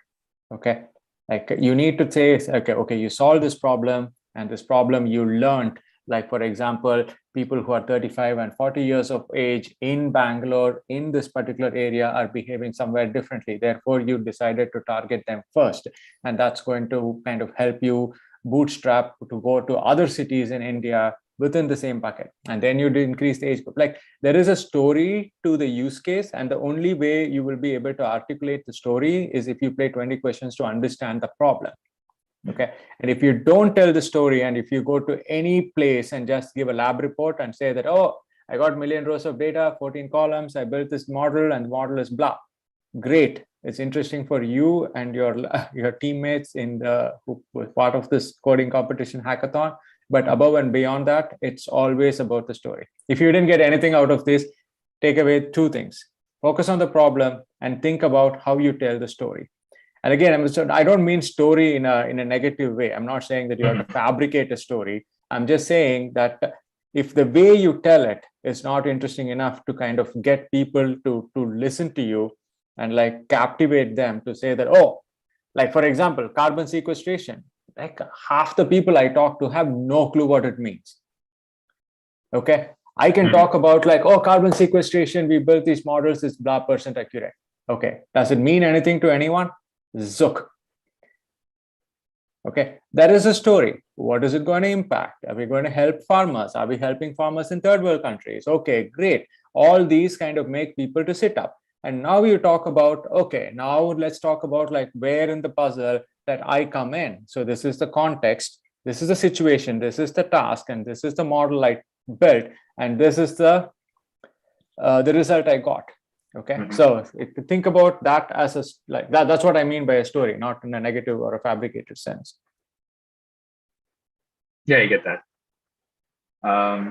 Right. So, I mean, I'd like to thank you for joining this because, as I understand, it's 6 or 7 a.m. in the morning, very early for you. Like personally, I would probably be still sleeping if it was 6 a.m. here. So. Happy to be here, and yeah, I haven't been to Pilani in like God knows many years. I hope to be back at some point of time. Again, back when I was in Pilani, or BITS, there was only one campus. So, yeah. Great. Yeah. Thanks, guys. Yeah, thank you so much. Talk soon. Bye. Bye. Yeah. Okay, so I think Mansi is already here, so I'll quickly introduce her. Okay, we have Mansi with us. Okay. So yeah, Mansi is working as a part of Trends and Events Discovery team at Twitter, where she writes algorithms to surface the trends and events at Twitter. She has held positions at LinkedIn and Fetum, which was an AI startup, and she did her master's in computer science from Carnegie Mellon University and did her bachelor's from BITS Pilani campus in 2015. So Mansi works in modeling and deploying large-scale ML-based recommender systems and NLP solutions, and she's interested in unearthing hidden bias in ML systems and making them fair and interpretable. So thanks for being with us, Mansi. I think we could start. Yeah. So, okay, so just to give the people attending an idea, Mansi will be giving a talk for some time, and then we'll be taking questions towards the end. Yeah. So so in total we have like about 1 hour, right?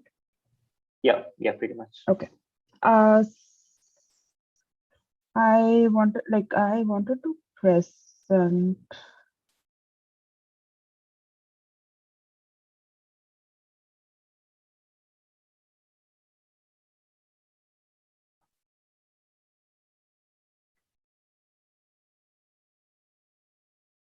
Okay.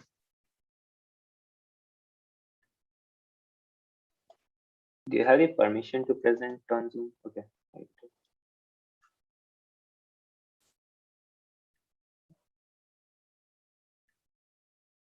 Yeah, I'm just.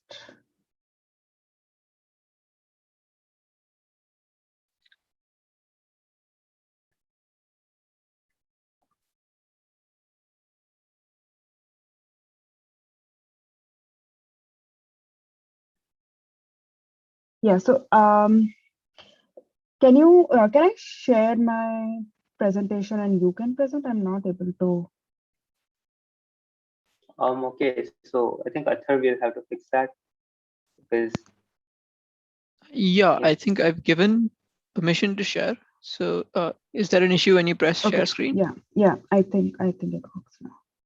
All right.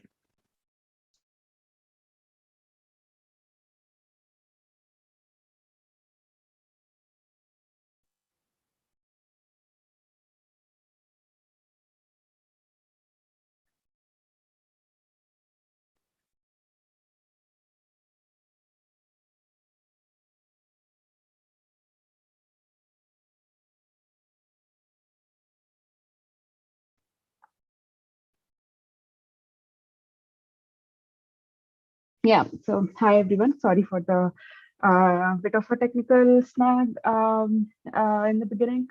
Yeah, I wanted to talk about like there is so much going on in machine learning. There is so much going on in academia, so much going on in industry, and as an undergrad, if you want to make a career in machine learning, like how to think about it. Mostly what I talk about is from either my own experience or like I talk to a lot of people like about this. Like I'm very interested in how people make decisions about their lives, and I would really encourage everyone to ask questions because I don't want it to be like a one-sided, like a monologue. Let's make it more of a conversation. So before I go into the content, like why should all of you listen to me? Why should you spend your next hour? I'm sure you have many important things to do. So I have some experience. I did my undergraduation from I did my graduation from BITS Pilani in computer science. Then I did like a master's from Carnegie Mellon. I briefly considered doing a PhD. So I really gave it a lot of thought whether I should go in the direction of doing a PhD or not. And I got while in CMU, I got a chance to work on a few papers, and I am observing academia closely. My husband is doing a PhD right now, and I have a lot of friends who are doing a PhD. So like a lot of conversations, a lot of back and forth. I have a job. I have worked as a software engineer and a machine learning engineer. So, software engineer at LinkedIn India and machine learning engineer at Twitter in US right now. After my master's, I had a brief stint at a startup. That was only a good experience in the sense that I got a lot of lessons of how not to run your startup. So that way it was like interesting experience. And as I said, a lot of friends with divergent paths they took in their lives. But a more important question is why to not listen to me? I just have a 5-year long career. I do not have like a, I do not speak from a long experience. I only have a vicarious experience of a PhD looking through the lens of my husband or my friends. So I did not do it myself.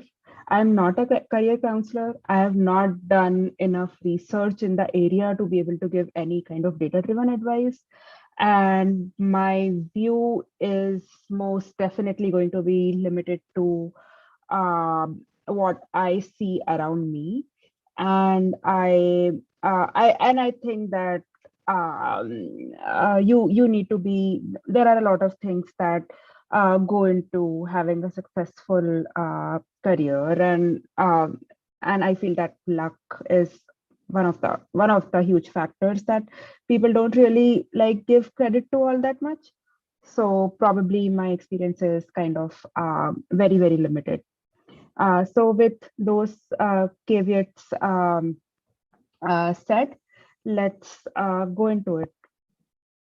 So before I go into the factors that I feel make for a good career, or that you should think for yourself, would people want to share like what are their anxieties about a machine learning career, like starting in a machine learning career?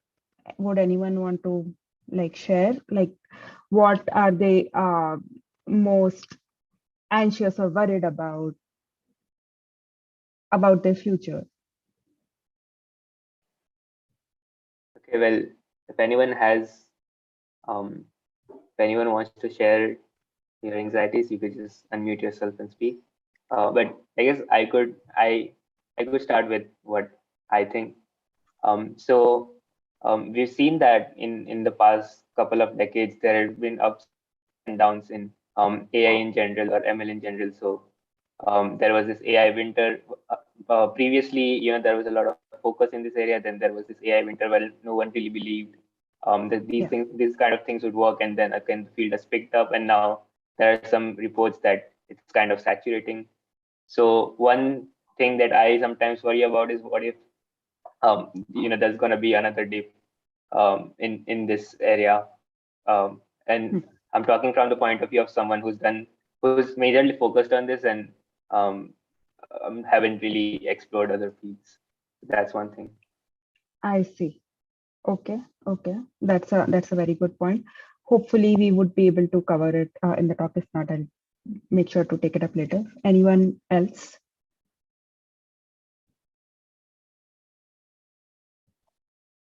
Everyone else is satisfied, like they know. One thing that I often think about is a kind of fear of missing out. Not missing out. Okay, not a fear of missing out, but I see someone else unmuted. I guess it's called. I think this is Athar speaking, but other your voice isn't very audible. Hello, is it audible now? Yeah. Yeah, sorry. The one thing I often think about is kind of an intruder syndrome. I think I forget what the exact words are for it, but Do you mean looking imposter at the syndrome? field, imposter syndrome, where looking at the field, there's so many people doing so much cool stuff, and you look at yourself and you feel like, oh, like I want to do that cool stuff, but do I actually have the ability to do it? And if I do, end up at places where this kind of research is happening, would I be able to contribute to these processes effectively or impactfully? Okay, so for your anxiety, so yeah, I think that is very common, and even like I face it time to time. People are all around me face these, like this feeling of imposter syndrome, not being good enough, or not being able to enter, the elite fields time to time. So definitely, this is something I would definitely have an answer to your anxieties in the presentation. Anyone else? Just a last call. Okay, so we have imposter syndrome and fear of the field being not relevant anymore, and your skills going to waste. Okay, so we have two things to start with. Okay, so let's go into the 4 factors that I think we should thoroughly think about before we, like, not even before, like just during our career, we should think about, because we ourselves change as people over time, and we should keep assessing the career path that we are on and ourselves in roughly these 4 areas. So the first one is impact, like what is the kind of impact that you want to have, whether it is going to be long-term impact or short-term impact. If you are a, let's say, if you're a scientist, if you are, let's say, a mathematician, studying prime numbers in say 1940s, you have, like, your impact is mostly going to be long term. You really don't know that your work is going to make such a huge dent in cryptography. Yeah, so that kind of impact comes with its risk, and it is mostly long term, and people do it just for their intellectual satisfaction, which is completely okay. It's just good to know the risks of the kind of work that we are doing, as opposed to, say, if you are a software engineer, or let's say if you are I think one extreme example would be if you are a practicing doctor. So the work you do, you see the impact more or less in real time. If you operated on a patient, you see the impact like in a few days. So yeah, this is about the impact.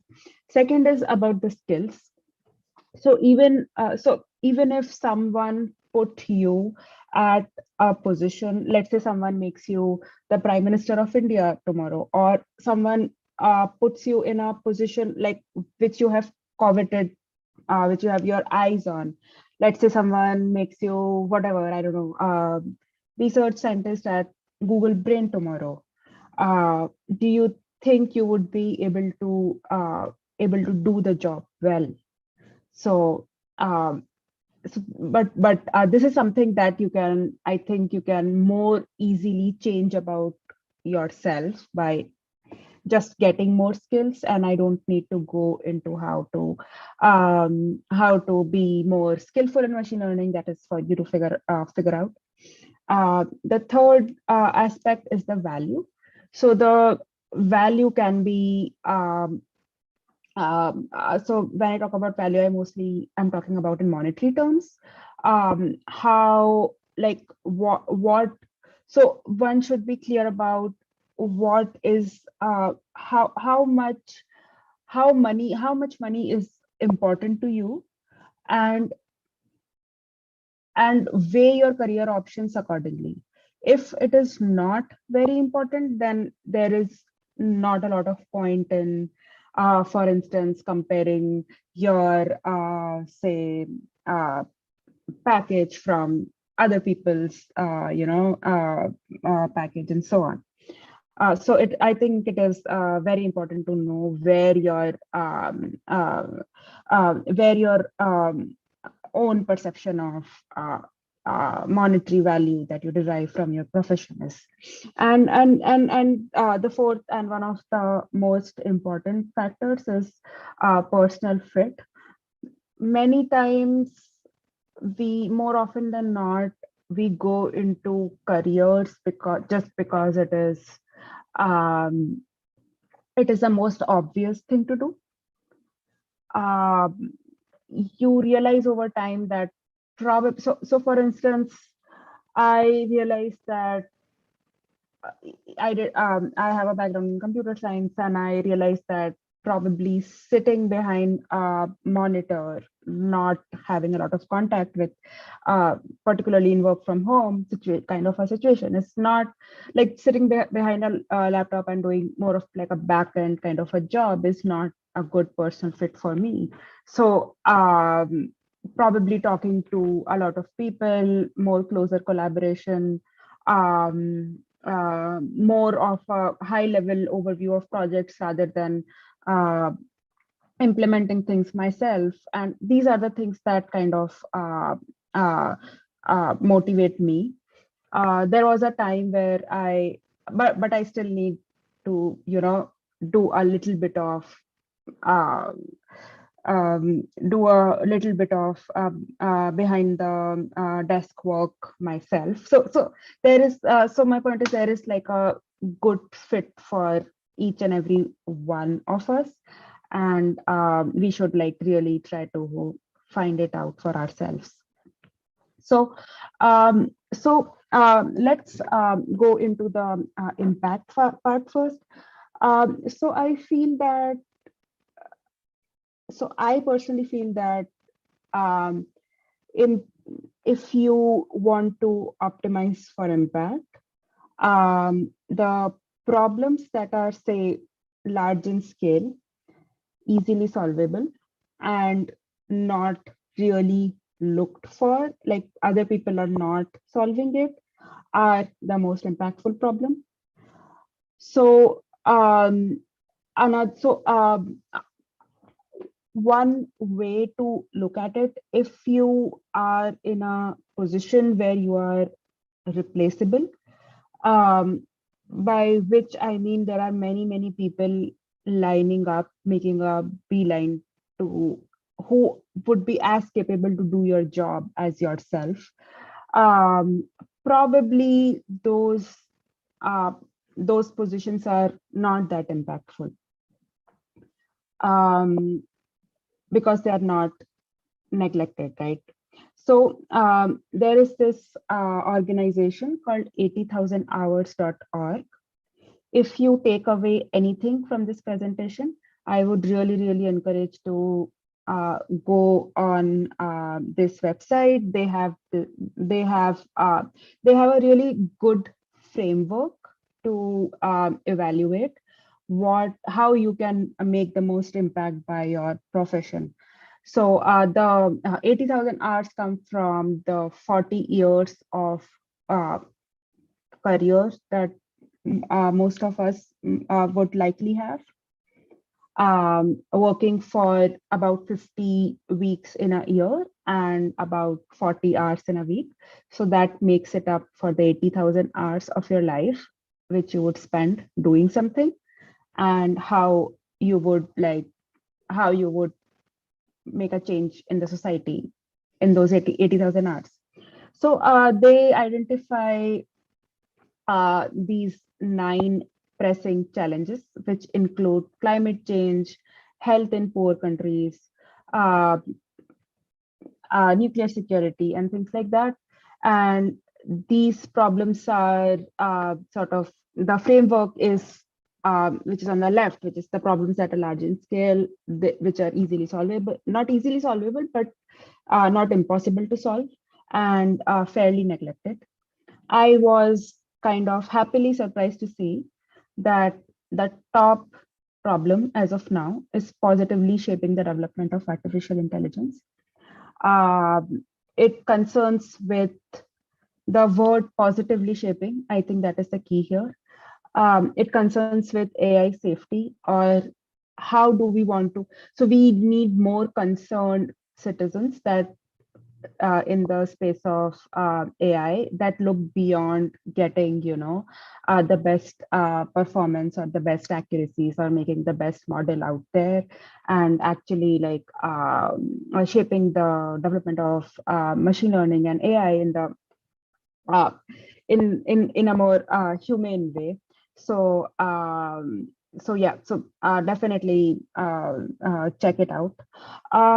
But if I think all of us are at least in a position to do something about the most pressing problems in the world. So yeah, as I said, if you take one thing away from the talk, do check out their work, 80,000hours.org.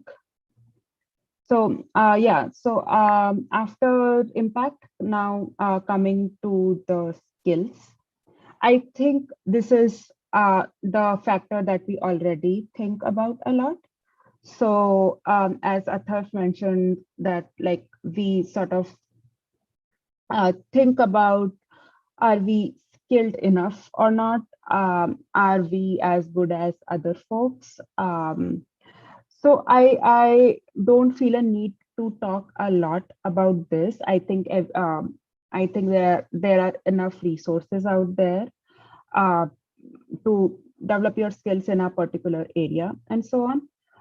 But I do want to talk about, like, there are these kind of hundreds of job titles these days. Many of them are artificially inflated by the companies to attract people.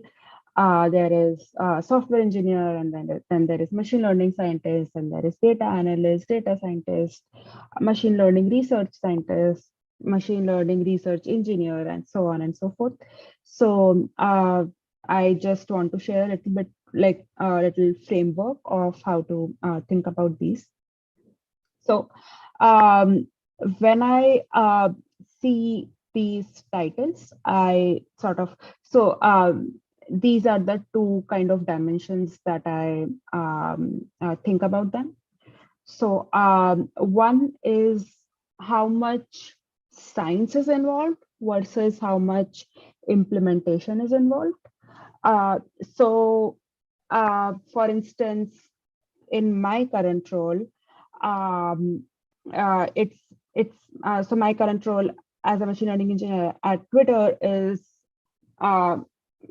probably more of last 4 in this list rather than top 3. So I do like a lot of machine learning modeling. I do a lot of software engineering. I do a lot of like a kind of like site reliability stuff, making sure that all the systems are working. And and there are roles where the key outcome, the output that you produce is, say, research papers, and you deal with the models, you deal with the problems on a very abstract level. You are probably not really responsible to implement them and make the whatever the product in question better, but you are more of like thinking in more of abstract level. Your output is a research paper instead of like, say, a running working machine learning model. There are roles where you develop a prototype, implement some existing research papers, and leave the deployment to other folks. So it is like, it is important to find out where you want to be in your like current standing, and what are the skills that you want to develop, and choose your job accordingly. So roughly the top the titles of the top roles they generally look like, say, research scientist. As you go towards the bottom, the titles more of look like software engineering, machine learning, and so on. The second dimension is processing to prediction. So I think this is so for instance, if you have like a bunch of data and your job is to crunch that data, get insights and serve those insights to, say, the executives in the company, you are mainly doing crunching the data and data analysis rather than any kind of like predictive any kind of predictions on the data. So these roles are mostly would be like data analyst, data scientist, and things like that. As you go into predictive modeling, you would go into more of like a machine learning domain, where the role should be named as machine learning engineer, machine learning scientist, and so on. I do want to say that so if you want to do research, if you want your role to be more research focused, particularly either in academia or in industry, so I feel that people generally bias towards more research focused roles. I don't know, maybe because maybe because it's school, or I don't know. They bias towards research focused role more than engineering focused roles, and people generally want to do this in without. So if you are able to find a research focused role right after your undergrad or right after your master's, you would want to take it.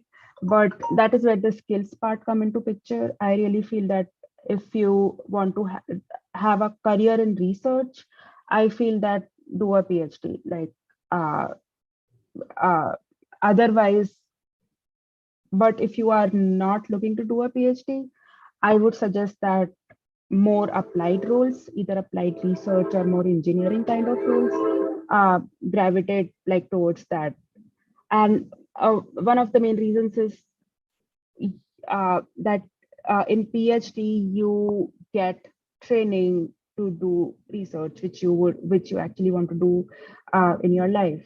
So so I basically don't understand this kind of like a trend where people want to be a research scientist in Google Brain, but they are not ready to commit like 5-6 years of their lives doing a PhD. Where so it's like something that I don't really like grasp. Why is that the case? So how to figure out in this sort of two dimensions where the job lies? So these are some of the questions that you either ask your employer, prospective employer, or look for in a job. Or if you are like sort of talking to seniors or talking to people, these are the questions that I feel are the most insightful.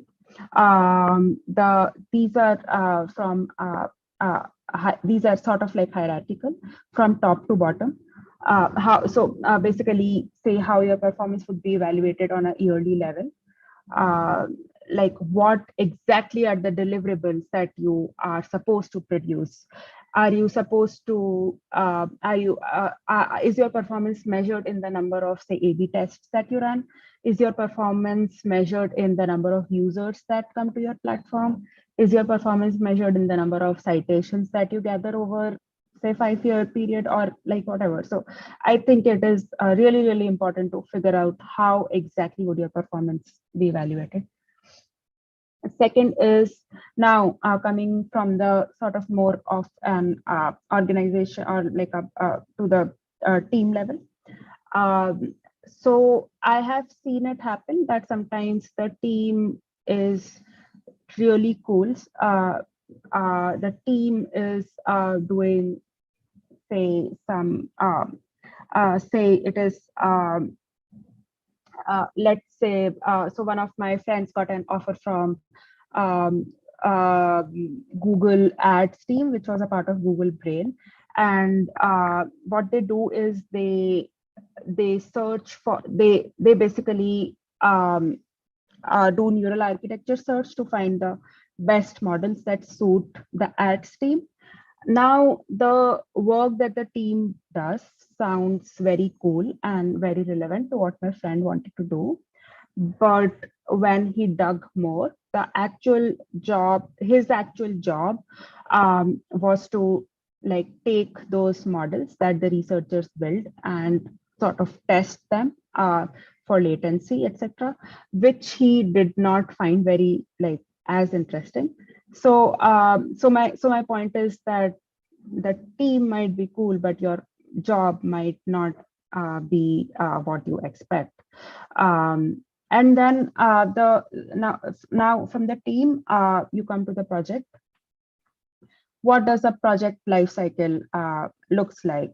So this gives you a very good idea about how long the project's going to be on an average, and like it also tells you about the autonomy that you are going to have in your job. Are the projects coming from, are they dictated from like top down, or are you able to choose your own projects? Where does the conception of ideas take place? So how are the projects chosen? Who decides what to work on? And it also tells you about, you know, like the deliverable towards the end. And the last question, so people generally ask, what would my day-to-day work like look like? I feel a more insightful question to ask is, what are the tools I would use the most? So let's say if you are using more of, say, things like Python scripting, pandas, SQL, then you can make a direct connection that your role is more of sort of like a data scientist. Then say, if the tools you are use are more like TensorFlow and things like that, your job is good. It sounds very, your job would be more of a machine learning scientist. So it sounds very like straightforward, but I feel that it is a really insightful question that you can like find out in a job. It also like tells you, it also takes away that rosy picture that you might have in most of the machine learning jobs. I feel that 70-80% of the work is actually data cleaning, sort of creating these pipelines, extracting features, and then error analysis and things like that, rather than, you know, the actual modeling kind of a stuff. So it keeps your expectation kind of grounded. So before I move on, I would want to pause here a little bit. Any questions from the audience or any criticism about the content till now? Anything, any comments? If you agree, don't agree. Hi, Mansi. Hi, So Sumesh. I had a question regarding like industry in general versus research and all. So basically, at what point of time does a person should believe that it's the time to go for a PhD? Like most people till after PhDs go for these industry research positions.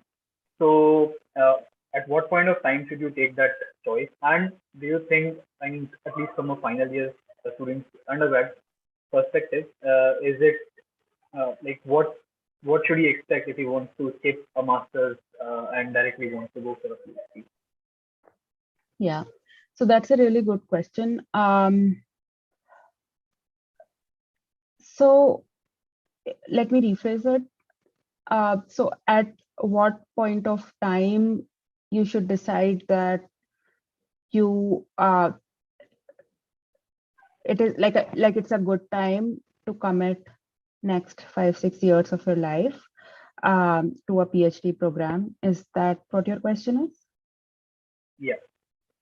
Okay. So like I have seen people who start a PhD right after their undergrad, and I've seen people who start their PhDs like say after having say even 3, 4, 5 years of job experience. In general, on an average basis, I feel that people with experience, they are more mature. They know what kind of say advisors they want to work with, or what are the areas they are more interested in. They are just more self-aware, and like they know what they're looking for, much more than people who say do a PhD like right after undergrad. I'm not saying it's a bad idea or anything. It's just just how it is. So if you are sure that you are really passionate about um, a particular field, it need not be, you need not be passionate about the exact problems, or you need not know, obviously you need not know the topic of your PhD thesis before you started. If you reasonably know that you are interested in say even topic as broad as say deep learning or reinforcement learning, and have some rough ideas in your mind, that you feel that okay, I feel that research in say recommendation, I feel that recommendation systems could be made much more say transparent or interpretable or whatever. You see you see at least some scope of improvement in the area. These things can change later for sure, but I feel that at a time in your life when you are able to find out the gaps in the current state of the art, in the general area that you are interested in, I think that is a good time to start a PhD, um, or apply for a PhD. Having said that, um, a lot of people also delay the PhD, or like sometimes they really want to do it, but they don't do it just because they do not get admissions in the top universities. I feel that that is not a good idea at all. In US, there are a lot. So in US, the competition is like the competition between the faculty members is like large. So it's really hard to get a faculty position in US. So I don't know about, probably that is true for Europe as well. So here the problem is lack of good PhD students, particularly in universities that are not very well ranked. And at the end of the day, all you need is one advisor and like at least like a small community in the university that you do a PhD in. Um, so delaying it just because you did not get into a top institute, that is not a good idea. But delaying it because you are not sure whether you want to have a research career, number one, and secondly, um,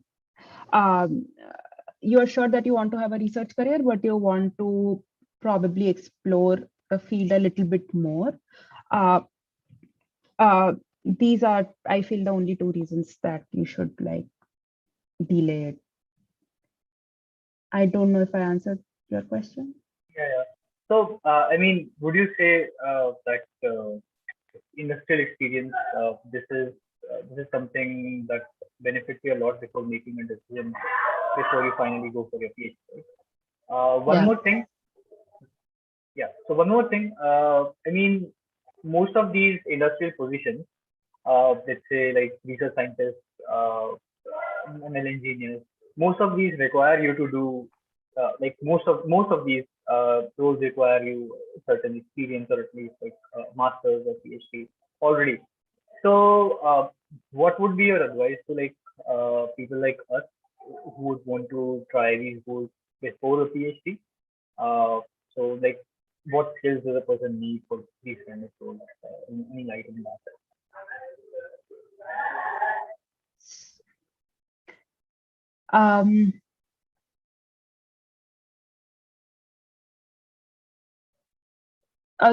Do you mean in terms of like getting a PhD admission or being skilled enough to start a PhD?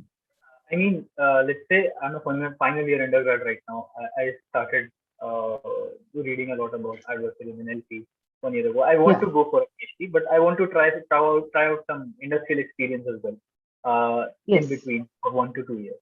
But most of these industrial roles of ML engineers and research scientists, like these require you to do some masters beforehand. And like very rarely do you see undergrads getting these roles. So how do you think a person should like polish their profile, or what skills does a person need for these roles as an undergraduate? Okay, so so to be honest, there is a reason that these roles require at least some experience or a master's degree.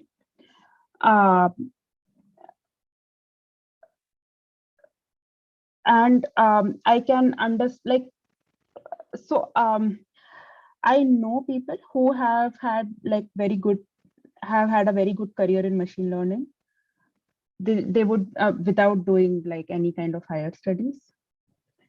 So if you want to get these jobs and sort of skip the masters like right after undergrad, I feel like publications definitely help. Basically the companies need to know that you really know machine learning, right? That is the only thing they care about. And secondly, so that is one thing. The other thing is your usual software engineering kind of requirements. So machine learning for machine learning positions, you would be most likely you would be judged on these two criteria. So one way to go about this can be to just like try to find seniors to collaborate. So if your university has good profs, obviously like that is the first way to like just do a lot of projects, find out like just explore a lot in your undergrad. That also helps you to get recommendations. If you do not have access to good professors in your university, one way would be to just like reach out to people who are doing PhD in probably your seniors, and like not spam mail. So if there is a potential to collaborate, so a little like senior PhD students who are in their 3rd, 4th, 5th year, they generally they would be happy to find hardworking people who are willing to learn. It takes a lot of work from them, and it also helps the undergrad to polish their own skills and resume. So it's a win-win for both the situations. But what happens in most of the cases is that people do not really try to understand the research before contacting anyone. People like tend to send more of these spam emails and things like that. So I feel just reaching out to senior PhD, like people who are doing PhD, hopefully like senior college, or if you come from a college where that is not the case as well, just then you would have to just like reach out to anyone and everyone. So there is no harm. Just make sure that you are not spamming people. Does that make sense? Other way would be to one other way would be to contribute to GitHub repositories. So a lot of this field is extremely applied, and it is as much as engineering as research. So for instance, BERT, right? The large NLP model, that was so that was, I feel that was a huge engineering feat rather than a research feat, because transformers have been existing. Transformers are these models on which BERT is based on. So they have been existing from before, but to combine them in a way so as to produce such good results is definitely more of an engineering feat. So contributing to GitHub repositories is another way that you can develop your skills, particularly open source machine learning repositories, and show it on your resume as well. And yeah, the other things that come to my mind are, say, Kaggle competitions. Yeah, but they can be a hit or a miss. Yeah, just finding opportunities to collaborate. Yeah. Does that answer your question? Yeah. Thanks for answering the question. Okay, sure. So yeah, so so the third thing I wanted to talk, I'll only talk about it a little bit. So if money is your primary goal or not. So if it is your primary goal, if you want to optimize on money, then I feel that a machine learning career is a good way to do that. But there are other ways, like for instance, quantitative finance, or for instance, opening your own startup, or being an early employee in a startup that say does very good machine learning and things like that. So but if money is not really important for you, then just don't fall too hard for it. Just it doesn't matter whether. So I don't know if that is the case today or not, but when I was in BITS, when I was in my third, fourth year and placement seasons, etc., were going on, there was this intense sort of this undercurrent of competition going on, who got how much package and so on. So if it is not important for you, it like I totally understand the psychology behind it, but and I think that it comes from sort of us having this attitude of optimizing something from the school level, like we optimize on our marks, or we optimize on our rank when we optimize for our CGPA, and then we start thinking about how much money you got.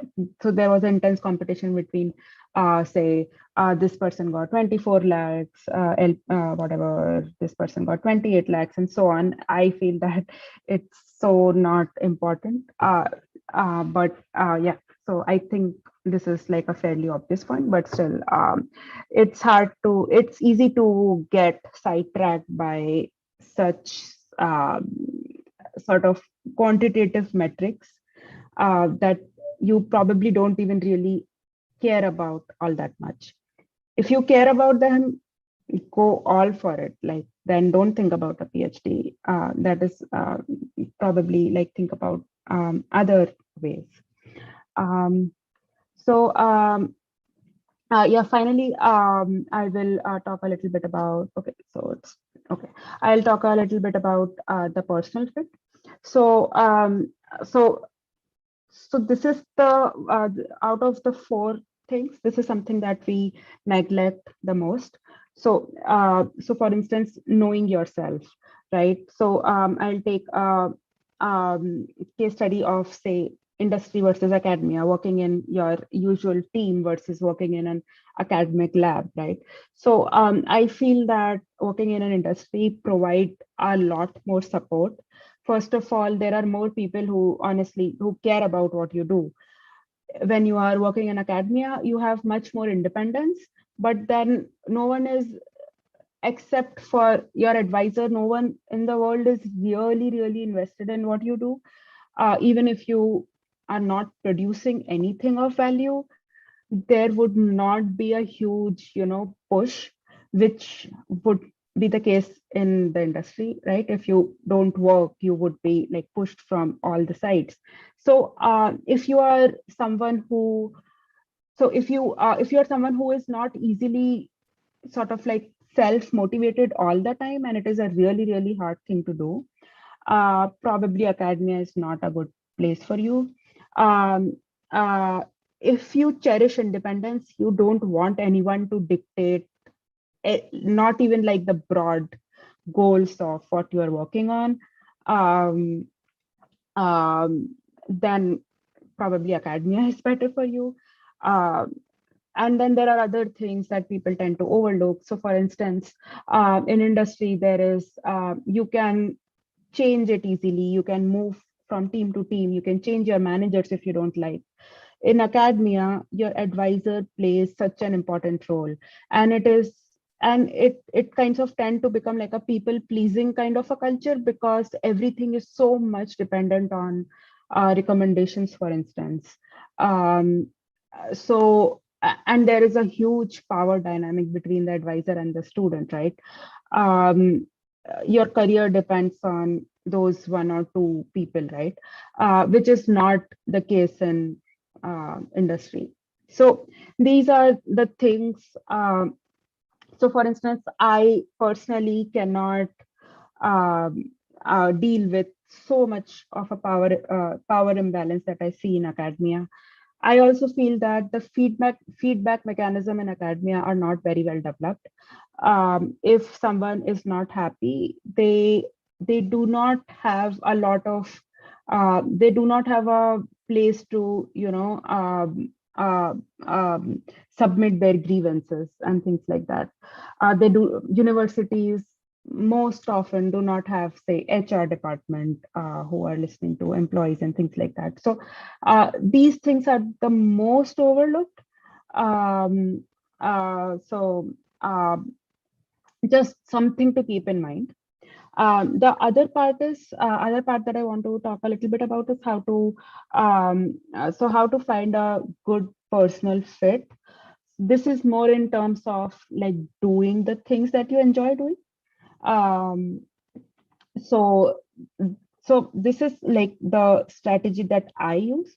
So I generally have like a longer term vision in my mind, say 10, 20, like a very vague vision. It need not be exact. No one knows where they would be 5, 10 years down the line, right? So for instance, I'm sharing my vision with you. So for instance, I want to be good influential voice in the machine learning community in India in a few years down the line, and I want to employ my skills to social good or to more of like grassroots in India. So this is like, and probably inspire more people to do the same. So this is where I see myself. It's not some exact position. It's like a vague vision. And the decisions that I make in my life, given the opportunities that I am presented with, are keeping that vision in my mind. So that vision itself might change in say 2 to 3 years, but at least you are moving in the direction of something. Then you keep reevaluating your vision and do the same thing. So you also, there is one more thing, like look out for leaps. So I mean that so for instance, if you happen to find out like a very good opportunity that aligns with your vision, just go ahead and apply. Go ahead and give the interviews. Go ahead and talk to the people. So from like a personal example, there is this company in US. They work on applying machine learning to child trafficking, and I really like their vision and what they do. So I just, uh, reached out to the CEO and talked about it and looked for the potential opportunities. Although it didn't come to fruition, but I know so much more about them. I have connections there and things like that. So there is just go ahead and don't be afraid of making these leaps of faith. So I think we are almost out of time. I have talked about these. I'll just take a minute. I've talked about these things um, during the lecture, but just want to summarize it. So watch out for these things. Number one is false equivalence, like comparing yourself with other people. Everyone has their own story going on. Everyone comes with their own challenges and their own life circumstances. There are so many, for instance, genetic things or our environment that we cannot control. So just only compare with people just to get a sense of where you are, but that is about it. So I feel that any kind of comparison is false equivalence. Second is Goodhart's law. It's very simple. It just means that if you optimize for if you design a metric for something, you tend to optimize for the metric rather than the goal itself. So for instance, if citations are a metrics for publications, you would just go all in to maximize the number of citations. Or if money is the metric for job, you would forget about other things and just look at the money because it's easy to measure. Third is creating silos. So people get too attached to, particularly in early career, they get too attached to the teams that they're working in, or they get too attached to the company they're working for, or they get too attached to the field itself. So just creating these artificial boundaries around you is not a good idea, particularly in the early career when you are supposed to like explore more broadly. The fourth is meritocracy trap. It is similar to false equivalence. By meritocracy trap, what I mean is that thinking that success equals merit. That is not the case. And as one like grows in the career, they kind of realize that there is so much arbitrariness, there is so much luck involved in every aspect of the life. If you have given your best, like just like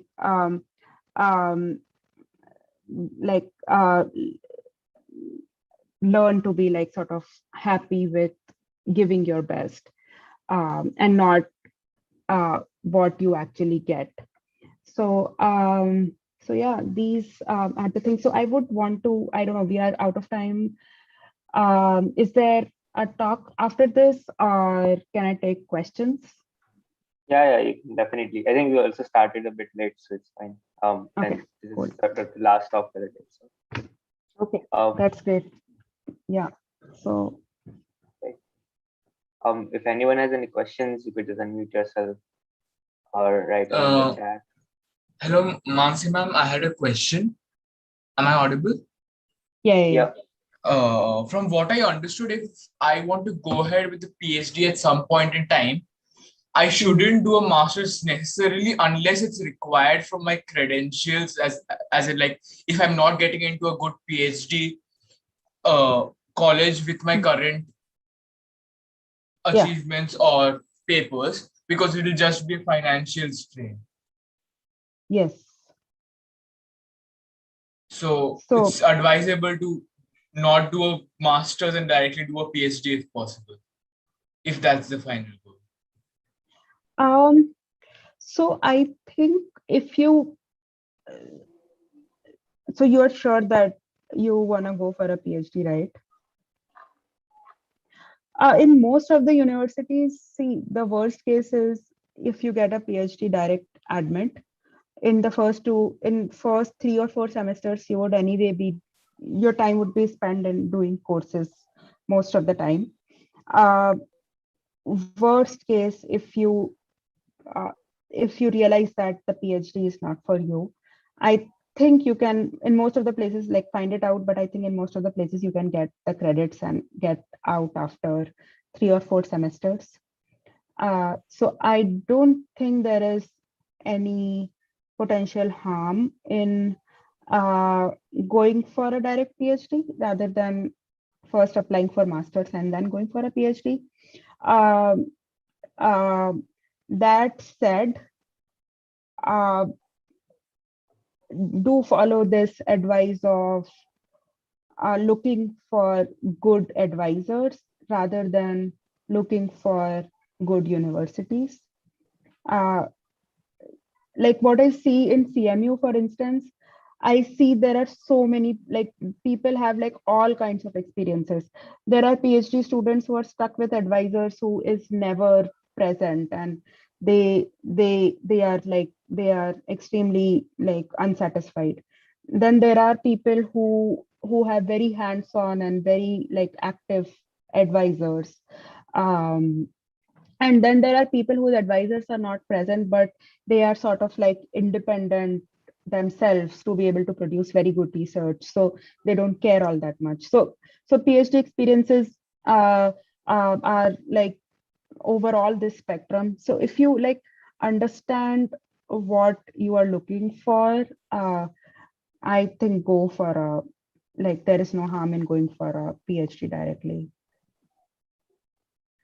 And as a follow-up question, if the final goal is to go into industry research, which a PhD will a PhD always be a better choice? If you want to go into industry. That is a very good question. And this is something that I think about a lot. So I feel that when you say industry research, it can be more of this applied kind of a research, where you are taking up the current papers and sort of implementing it, or even making like making sort of say modeling or discovering new techniques and even publishing sometime or the other. So there is that kind of like applied research kind of a career. I feel that a master's is good enough for that kind of a career.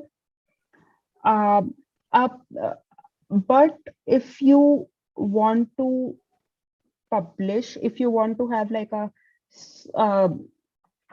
proper research, if you want to be like an actual scientist who, it doesn't matter if they are in industry or in academia, if you want to publish, basically, if your main motive is to advance the state of the art, then I feel that go for a PhD.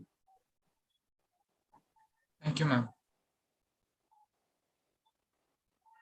Okay, so I had a question. Okay, go on. Someone else. Ma'am, I have a doubt that I'm not quite sure about what I want to do. Like I want to do industrial research, or if I want to pursue academic research. So could you please shed some light on integrated PhD and about its perception in the industry? What do you mean by integrated PhD? Like if you take a master's plus PhD, if you don't want to continue with the PhD, you drop out and you get a master's degree. I think that is completely okay. No one. So in industry, everything is transactional. As long as you have the required skills to do the job, there is no reason why someone should not hire you. The only thing that happens is that if there are candidates with, say, masters or PhD or whatever, they might not consider an undergrad, but most likely you get the interviews. It's not your degree that is holding you. it is your skills, and there is a correlation between degrees and the skills. Um, so your question was, what is a perception of a PhD in the industry, right? So yeah, definitely, if you drop out and if you just get a master's degree, it it's totally fine. Like, no one judges you for that. It's not a bad thing to do at all. Um, I think it's a wise thing. I really think that it's a wise thing to do if you just want to cut your losses and get a master's degree, and if you decide it's not good for you, I think it's a mature thing to do rather than investing 3-4 more years of your life in something that you don't enjoy. So no one sees it badly. I think everyone understands. Okay, ma'am. I Thanks don't a know lot. if I answered your question. Yes, ma'am. Thank you. Okay, so I got a question in DM actually, and I think it's a pretty Yeah, sure. interesting one. So it says it seems like when if you manage to get top positions like top positions in industry, like if you're a research scientist at Google AI or some other company, it seems like you both have the independence to do your work, do what you want to work on, plus you are also getting paid pretty decently. So is that true, or is it just a misconception? Yeah, That's a that's very the good question. question. Yeah. So, so I have not seen any team, like, or anyone who is completely independent to do research, even in the broader field that they are interested in companies. So your team would be a part. So your team would generally be part of an organization, uh, or your team would have at least some goal. Uh, um, so, for instance, uh, the NLU team in Google, I think their broader goal is to, I don't know if you know the team headed by Partha, who was a prof in ISC. So their goal is to advance the state of NLP in, say, low resource or Indian languages, right? So under this broader goal, they would need to produce either research or models or prototypes that actually move this goal further. So I don't know, like, you are fairly independent under these constraints. You can't suddenly say that, okay, I don't find I don't find working on these large models that take forever to train all that much interesting, and I want to do, say, I want to go I want to work on, say, ethics in NLP or interpretability or something like that, right? So you can't really do that. But if you are in academia, you get much more freedom with much lesser money to say do such things. So I don't think, particularly in early career, I don't think you get a lot of independence in the industry. um, yeah. Right. Does that answer the question? Did I miss any part of the question? No, I think that was the question, and your answer clears a lot of things up. Okay, so I got another question. It says, up to what degree does the university matter while doing the PhD? Would it be better to go for a master's in a great university rather than doing a PhD in a not so great place? Yeah, okay. So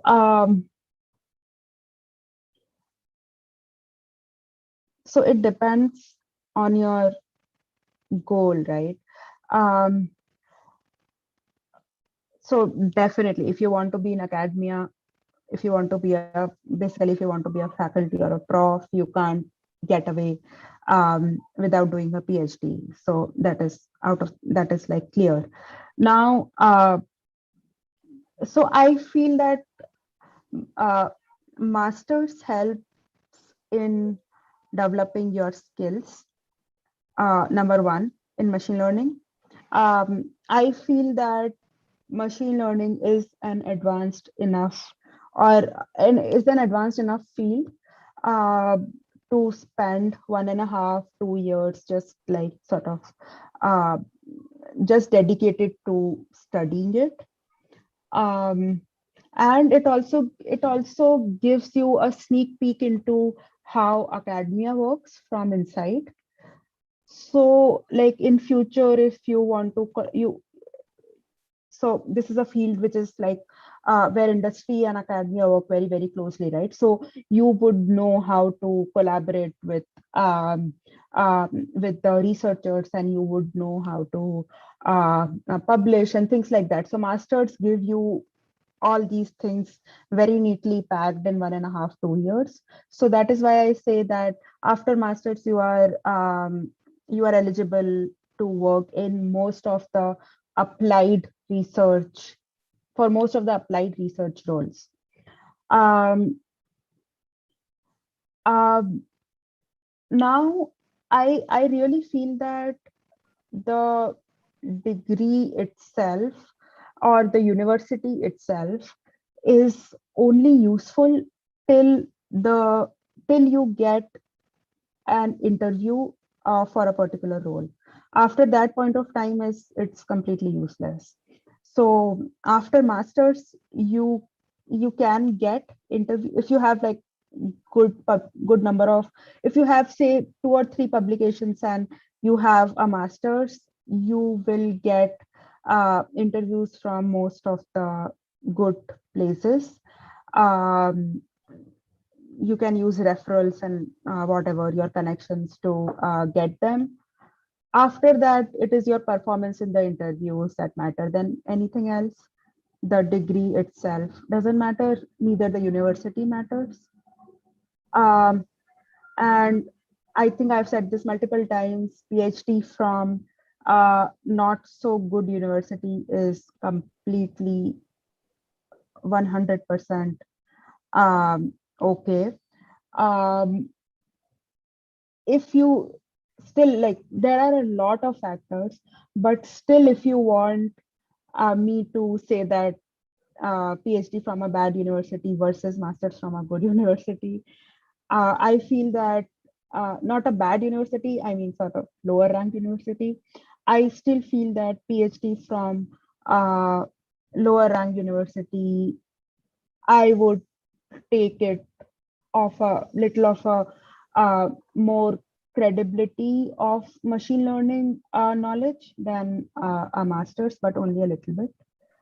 And that also is for just for the resume selection process and getting the first interview. After that, it doesn't matter. Right. Yeah. One question. Okay. Another question is, what are the important factors to decide a good advisor? I'm assuming this is for a PhD. Yeah, that's a good question. And so I feel that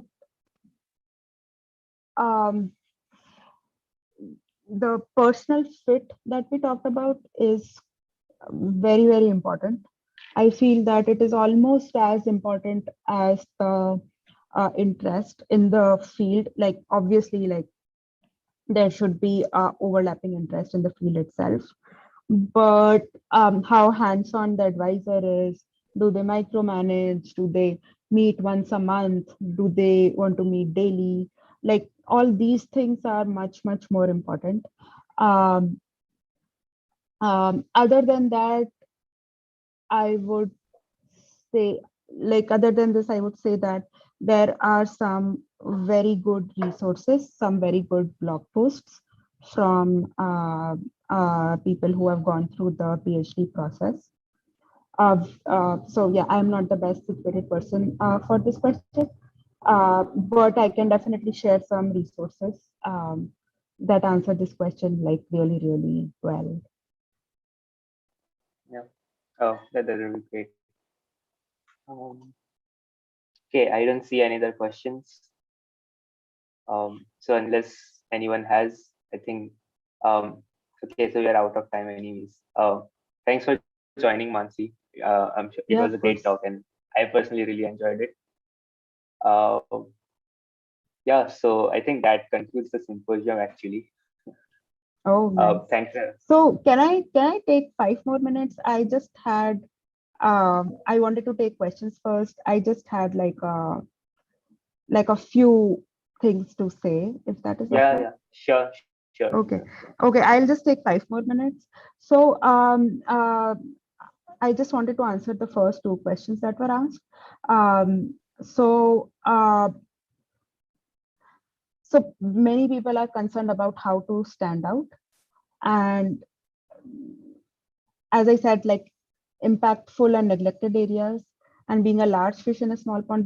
Being a large fish in a small pond, I mean that be very, very good. So say being a average software engineer in Google, which I think many of like, at least if I join Google, there are so many good people. I think I would lie in somewhere near the median, or being like a star in a startup. So I feel that don't be afraid to be a large fish in a small pond, do very, very good in smaller companies or smaller universities. My first advice is to mix it up. By mixing it up, what I mean is, let's say so much machine learning plus something, mix machine learning plus something to give yourself a competitive edge. So for instance, you can mix machine learning and music. So if you look at the spectrum on the right, there might be a lot of people doing music, say the red part. There might be a lot of people doing machine learning, say the blue part. But like a mixture of these, like a very, very small slice of the population would be doing, say, a mixture of these. So it is very easy to stand out by going interdisciplinary. So I have a few examples here: machine learning and music, machine learning and sports, uh, machine learning and social good, machine learning and gaming. I think this Latitude is like an Indian company working on visual generation of 3D environments and so on. So if you make for yourself a name in a mixture of the fields, it's much more easier to stand out rather than being a generic expert. Yeah, so this we already talked about. Yeah, that is all I wanted to say. Thank you so much for listening to me. Yeah, thanks a lot for joining again. Okay, so yeah, Athar, anything you want to say as we're ending the symposium? Yep. So I'd like to thank everyone who's here for attending the AI Symposium. Those of you who were there for all the sessions yesterday and today, thanks for joining. We hope that we achieved the aims we kind of set out to do, which was to expose students to opportunities and the context around a lot of about how to get started in careers. And I think Mansi's talk really, I think we gave a lot of context about that. And I really learned a bunch of new things, which would definitely help me make decisions. And I hope that this helps others also. Um, for those of you, I think, who are recently joined BITS or who are interested in getting into machine learning and deep learning, SADL as a society, we try to encourage a lot of, we try to do a lot of outreach in these kinds of events, as well as taking technical courses, student-run courses such as CTs. So feel free to visit our website, sadl.in, and check out our outreach events. If you want to join us, join the group, then we have a annual assignment that we put out, which has a lot of learning resources to let you know on how to get started. So please feel free to check those out also. Again, I'd like to thank Professor Ashwin and AppCare for supporting and giving us the resources and the help to pull off this event. The event wouldn't happen without them. And once again, thank you all for attending. Thank you for inviting me and thank you for your questions and thanks for keeping this event. Really appreciate it. Yeah, thank you for giving up your time. It was great listening to you. Okay, bye everyone. Take care. Bye.